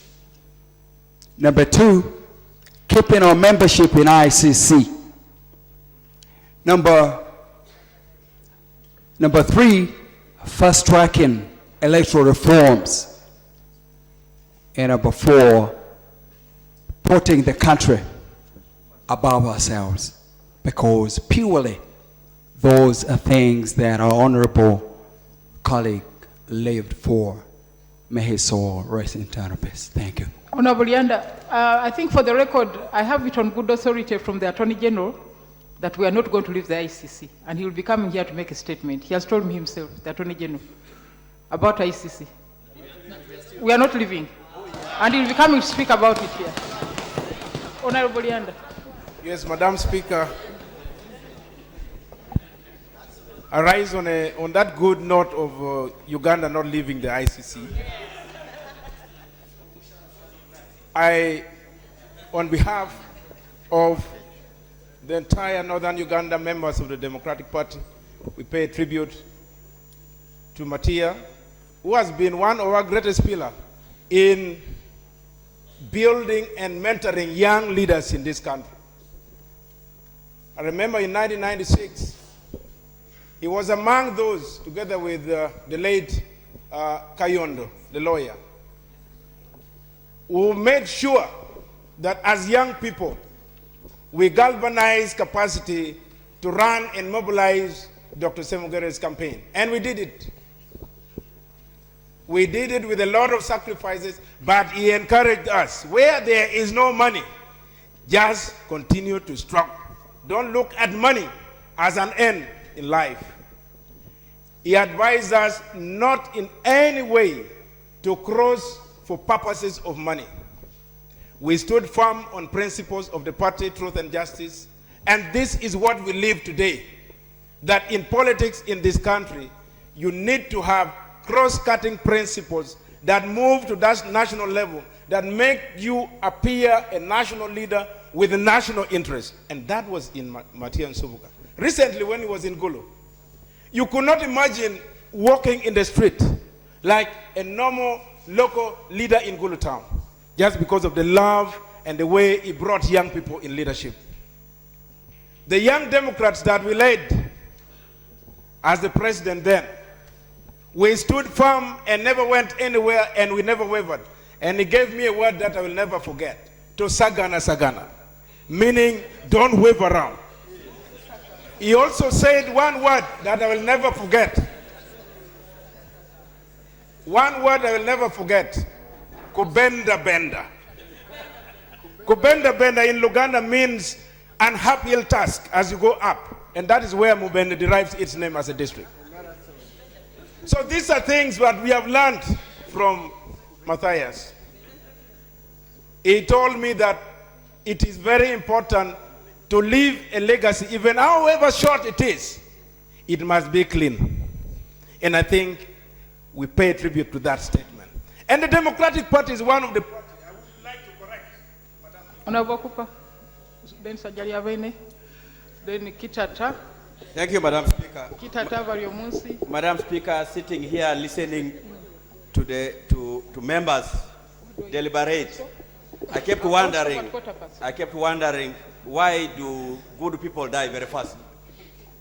But I was consoled when I recalled what one bishop told me one time, that even God needs good people.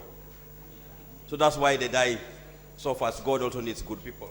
When I look at this house, listening to the members, the character of people here, there are few names that come in mind, personalities in this house, that would relate the personality of the late brother Nsubuga.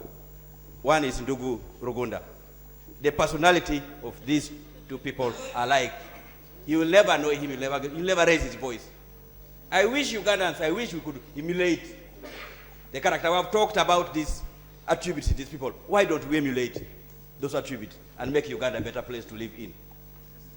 That's the question I pose to you, members. No wonder Honorable Nsubuga and Honorable Mao were like twins, because the characters, the similarities, soft-spoken. They matched and they were able to move the Democratic Party. I came to know the late Honorable colleague in 1996 while at the university with him, Kivumbi. That's when I get to know him. At one point, we were almost being shot at the University Hall because we were supporting Semogerere. That's when I get to know the late. We have come a long way, despite being from different parties. But finally, Madam Speaker, I think there's things that stress human beings. When you're a good-hearted person, when you're a kind person, people take it for granted. Honorable Subuga, and I think none of us here can lend someone 110 million without an agreement. Because we have crafty Ugandans, crafty human beings. Honorable Chris and Barriomos here will bear me witness because we are in a with team. Somebody, Honorable late, gave 110 million shillings, which was meant for the car, without an agreement. But it was so disappointing that he took it and I think stressed when we called Honorable Subuga. He broke down in tears in the boardroom of the Right Honorable Speaker. And if that gentleman has not paid that money, he should pay that money to the family.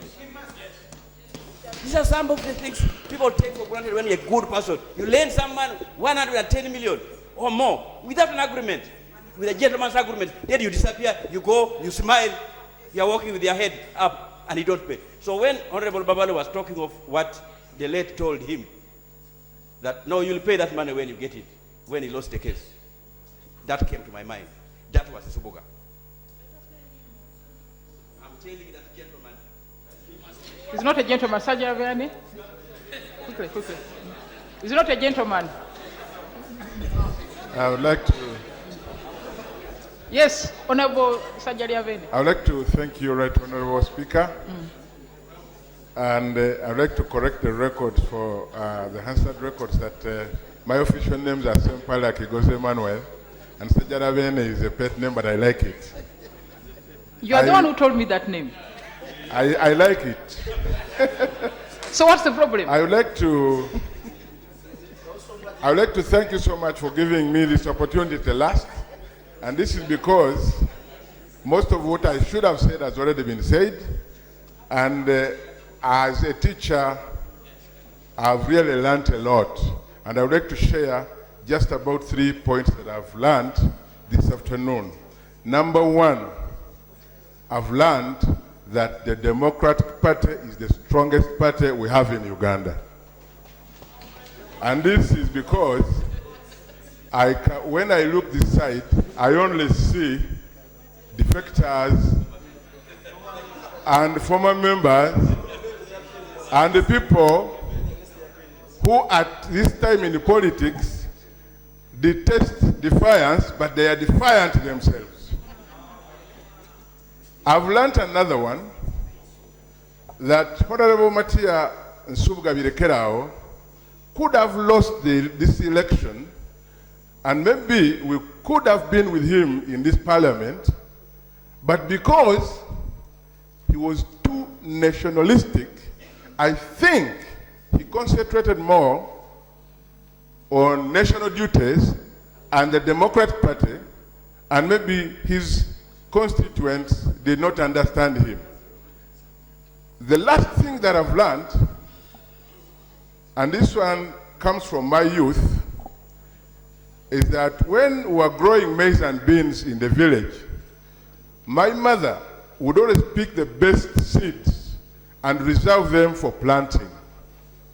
But then at the time of planting, and just like everybody knows, you have to bury the seed, and actually it dies. And in a few months, you'll get the best harvest, isn't it? And I think this is exactly why we are here. Honorable Kitata Bariomusi, Taka, Mugeni, Saida. Thank you very much, Right Honorable Speaker, for giving me this chance. I would like to bring condolences of the people of Koto West, the family and people of Ringo, because Honorable Subuga actually was a leader of people of Koto West and at the same time a colleague. Right Honorable Speaker, I would like to sympathize with the family because normally it is really quite hurting for a person who dies in accident or who dies the way Nsubuga died. That is, the family missed the last words from a friend of theirs, from a person with whom they have been living, and they always long for that. The last word before dying. So I like to sympathize really with the family. Whenever they think of what should have been the last word before he died, really, I'm sure the family will always long for that. I have that experience because my brother passed on in the same way, and his family has always longed for the last word before dying. Secondly, Berekerao is remembered in Greater Masaka because he moved the motion of dividing Masaka into the 4 districts that we have. That is Karungu, Komansimbi, Ruengo, and then Masaka. I'm sure, Right Honorable Speaker, you remember during those days that struggle of Karungu, Komansimbi, and so on. But he's the one who moved the motion before the president, and then the president accepted to divide the Greater Masaka into the present 4 districts. So that is what is really remembered about him in the Greater Masaka. Honorable Musi. Thank you very much, Right Honorable Speaker. I also wish to extend my condolences to the family of Honorable Subuga, the Democratic Party, the people of Bukoto South, whom he represented in the last parliaments in this house, and Ugandans. I think we can use very many words to describe the good character and life of Honorable Subuga. And I want to confirm what Honorable Cooper has said, that many of us, when we come from elections, we are really exhausted, both the body but also even financially. But this is a man who came from by-elections, and for a friend of his who was financially handicapped, was about to be arrested, and he goes and gets 110 million shillings and lends it to him. How many of you can do it? Actually, his car money. That was his car money. The money for his car. Absolutely. Yes, yes. So unfortunately, we left the commission before we had recovered that money, but I think we shall give the speaker the brief to follow it up so that it can be recovered, because the gentleman is a public servant. The gentleman in the courts. But that shows you the kind heart that Honorable Subuga had, that you can go and get your money, instead of buying the vehicle, you first rescue somebody who was in financial problems, even when the person was not really honest. So I want to thank him for that kindness. He was a friend to very many. He always wooed me to join the DP, but I always advised him that he should make steady progress and move on, and not be stuck in an old party. Because we shared a lot in common, and I used to tell him that in Chigezu we have since moved on, and and made progress, and maybe if he was still around, I would convince him probably successfully to join. That's the progress. Lastly, Madam Speaker, I think his life and character is a very big commentary on our politics. Honorable Subuga was a member of the opposition, but he never associated himself with defiance. He was a member of the opposition, but he never played politics of extremism. He was a member of the opposition, but he never believed in a radical approach to politics. He never believed in belligerence and street politics. And definitely we respect him. And when Honorable Segona says there is a need for respect for each other, I agree with him, as long as we follow some of those issues which Honorable Subuga actually followed. And he was a man respected across the political divide, and he always gave us advice in many ways. So I think we have a lot to learn from him as members of parliament as we try to run our multi-party politics, even when we have different political orientations, but we should be able to learn from him and see how to live together as political players in this country. Lastly, Madam Speaker, I think the cause of death of Honorable Subuga is a very sad reminder to all of us that these non-communicable diseases, especially when we go past the age of 40, we are at high risk of these challenges, and we must always keep watch. When we were in the commission, we did agree, Madam Speaker, to strengthen our own clinic here in Parliament by even recruiting a specialized doctor to be resident here, so that in addition to the health insurance that we have, members of Parliament, maybe even former members of Parliament, can regularly be checked, because the challenge, many of us are dying in this manner, and maybe something has to be done. Checking. Yes. Honorable, I don't see Taka. Let's see Buturo, Mugeni, and close with Sajat Saida. Buturo.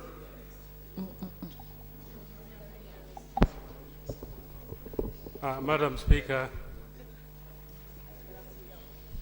a lot has been said about Matia and Subuga, and I won't go back to what has been said.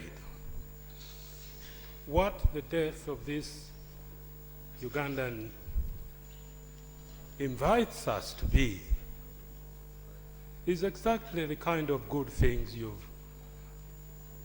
listened to for these last 1 or 2 hours. And the question, Madam Speaker, I would wish that this death does invite us to look at seriously is this: when your time comes, what will be said about you? Madam Speaker, that is a key question, because my brother over there represented the kind of Uganda that continues to be elusive, the Uganda that is stable, united, happy, free, and prosperous. The nonsense, Madam Speaker, if you allow me to use this word, of some citizens, I speak in general terms, who are small-minded and so look at everyone else in terms of our tribes, in terms of our religion,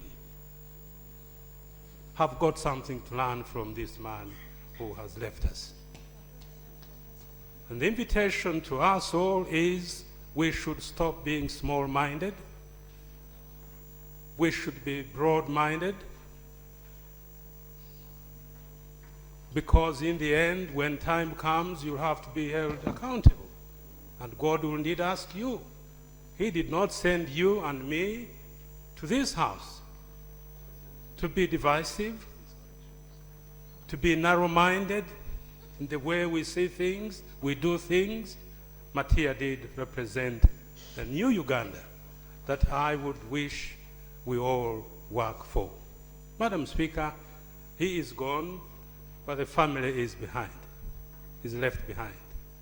And what I suggest we do is pray for the family members, pray and where possible support them, so that we are in that process of building a nation that truly represents the kind of Uganda that our brother did stand for. Thank you. But Mugeni, then we'll close with Hajat Saida. 2 minutes, please. Thank you so much, Right Honorable Speaker. I would like to convey my sincere condolence on behalf of the people of Butaleja district, especially to the family, Mama, it is very sad. To the children, take heart. Many things have been said in Subuga, but as a former journalist, I had time to interact with him when he was still a member of parliament. And I learned a few things from the late Subuga. The late Nsubuga was a down-to-earth man who respected each and everybody in this august house. I've borrowed a leaf from the legacy of the late Nsubuga, that while in politics we shouldn't promote political intrigue, not even hatred. You know, when some people go into politics, we have this character of political bring him down. That is not good for this country. I also learned that he was an eloquent leader. When he stood in this parliament to speak, I used to watch the plenaries, and I said, I wish I would also speak like him. And when I would be back at home, I would put a mirror before myself, and I practice like a member of parliament. And indeed, that built my courage. And that is why, when I also stand on the floor of parliament, I emulate such people. I'm a very proud person about the life of the late Nsubuga. It is very sad that he has gone too soon. 60 years are just a few years.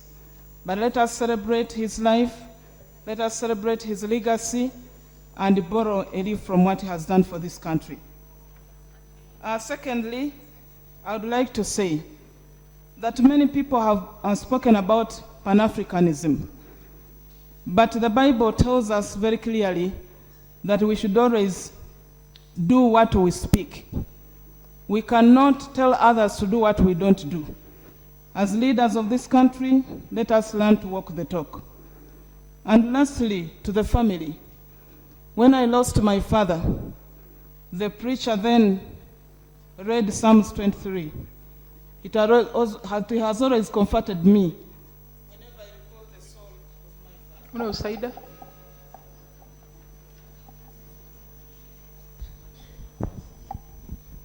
Thank you very much, Madam Speaker and colleagues.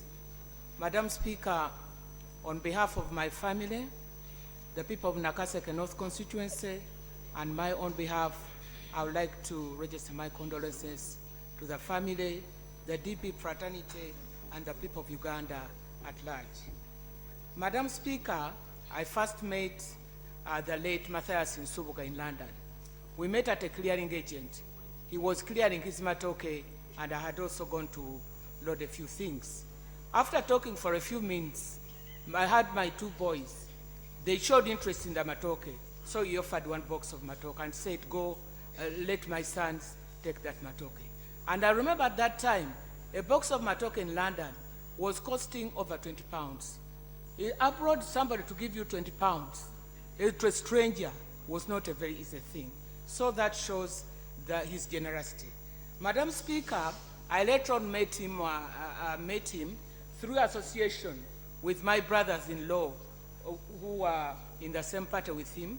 We became close, and he started calling me Muchala. And from that time, whenever I met my children, he became a mentor, like a biological uncle. Recently, after the concluded general elections, there was a colleague of mine who had turned very hostile to me from his party because I did not support him in the elections. When the late heard about it, through his own initiation, he mediated between us, which he did very successfully. Madam Speaker, this is a man with who has had high interpersonal skills. He was a mentor, a peacemaker, a nationalist, and an advisor. When I was in the executive, I used to consult him on quite a lot, especially on controversial issues, whenever I was going to bring them to Parliament, and he used to give me a balanced opinion. Madam Speaker, I want to conclude by thanking the Almighty Allah for his life and for his contribution to this country. Many people come and they go without leaving a trail, but Matthias Nsubuga, the late, has left a trail. And Madam Speaker, I would like us...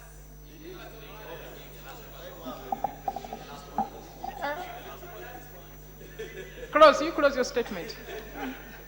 Madam Speaker, as tribute to the late, I would like us to follow God's greatest commandment, which says, love thy neighbor as you love thyself. because Matia Nsubuga has loved everybody. May his soul rest in eternal peace. Okay, thank you very much, honourable members. 46 members have contributed, and I understand there is a mass to be held at Narumunye in the next few minutes. So I would like to release the family to go. But before we do that, I also wanted to just say a piece on about Honorable Subuga. I first heard his name in my father's house during the 1980 general elections. My father was a chairman of the DP in Vizaya County. And before those elections, he would inform me, I'm coming to Kampala, I'm coming to meet Kafumbe Mukasa and Matia Nsubuga. That's how I first heard about his name. So I liked him, I respected him. And then when he came to Parliament, he also became my friend. I became also a friend of the family. I visited him a number of times in this constituency for public functions, but also private functions. But when Nsubuga was your friend, it was for real. I just had two examples. When we were doing the contest of the speaker, and thereafter, the mafia in this country had paid the press to continue to malign me. He was not in Parliament, but came to my office and said, you know, I've deployed myself to dialogue with the media for you. You sit here, don't say anything, just leave it to me. Just by himself. And it worked. Then, whenever he visited my home, I would tell him that you sit in that chair, which used to be my father's, because he was your friend. And that's where he would sit. So it was a kind of relationship I had with him. Now, this last weekend I was busy, we had a wedding. Then on Sunday I went to Wujiri for some work with the Chavazinga. Then I went to another place. At 5 o'clock, my PPS rings and says, please talk to the doctor of Honorable Subuga. He's not well. See what more you can add to his treatment. Where we were, the network was not very good. So I told my assistant, let's drive to the main road, the Kamuri Jinja Road, and speak from there, where there's a better reception. So we reached there, but the doctor was not responding. So I told him, let's move to Jinja. Maybe by the time we get to Jinja, it will be a better reception. We reached Jinja, we tried again, we failed. Then I got to Kampala, I just entered my house. Then someone rang me and said, you know, your friend has died. So it was really very traumatizing, but he was an exceptional person. We are really going to miss him. But I want to thank you for taking time to pay tribute to him. I really want to thank Ndugu. Yesterday things were a bit dicey. I wasn't sure how we are going to move. But thank you so much for acknowledging his contribution. And we extend our condolences to his family and the DP team, and really the country. Let us learn from his example. So, honourable members, today there is a night vigil at Narumunye, at his home. Tomorrow there will be a mass at 9 o'clock at Rubaga Cathedral.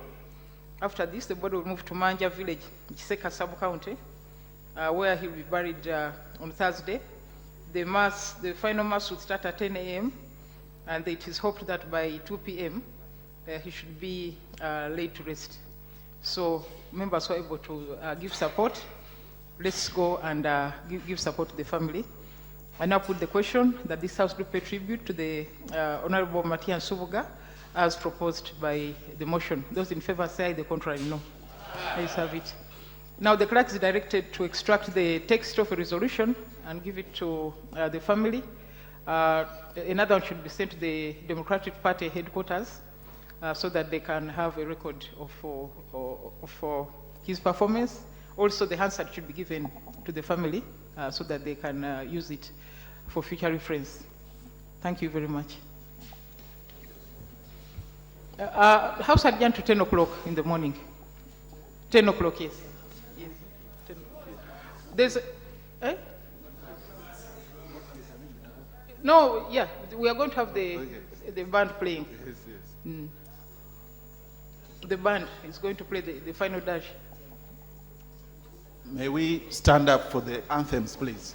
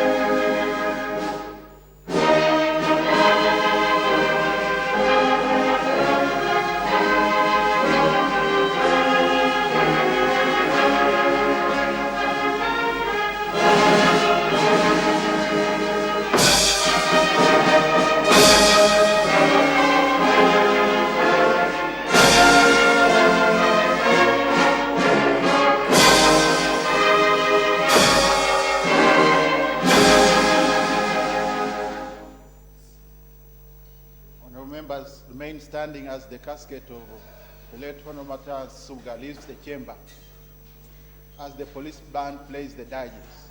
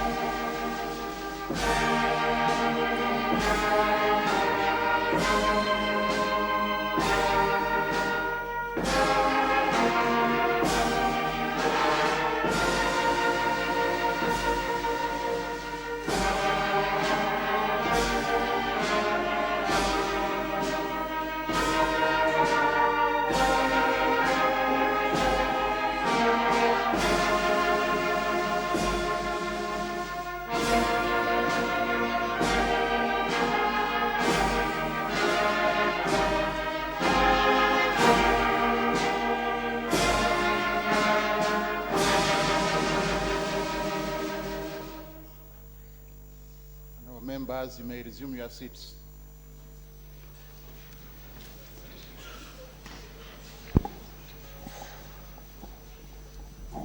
Honourable members, I want to thank you for your support in this tribute. House is adjourned tomorrow at 10 o'clock. Thank you.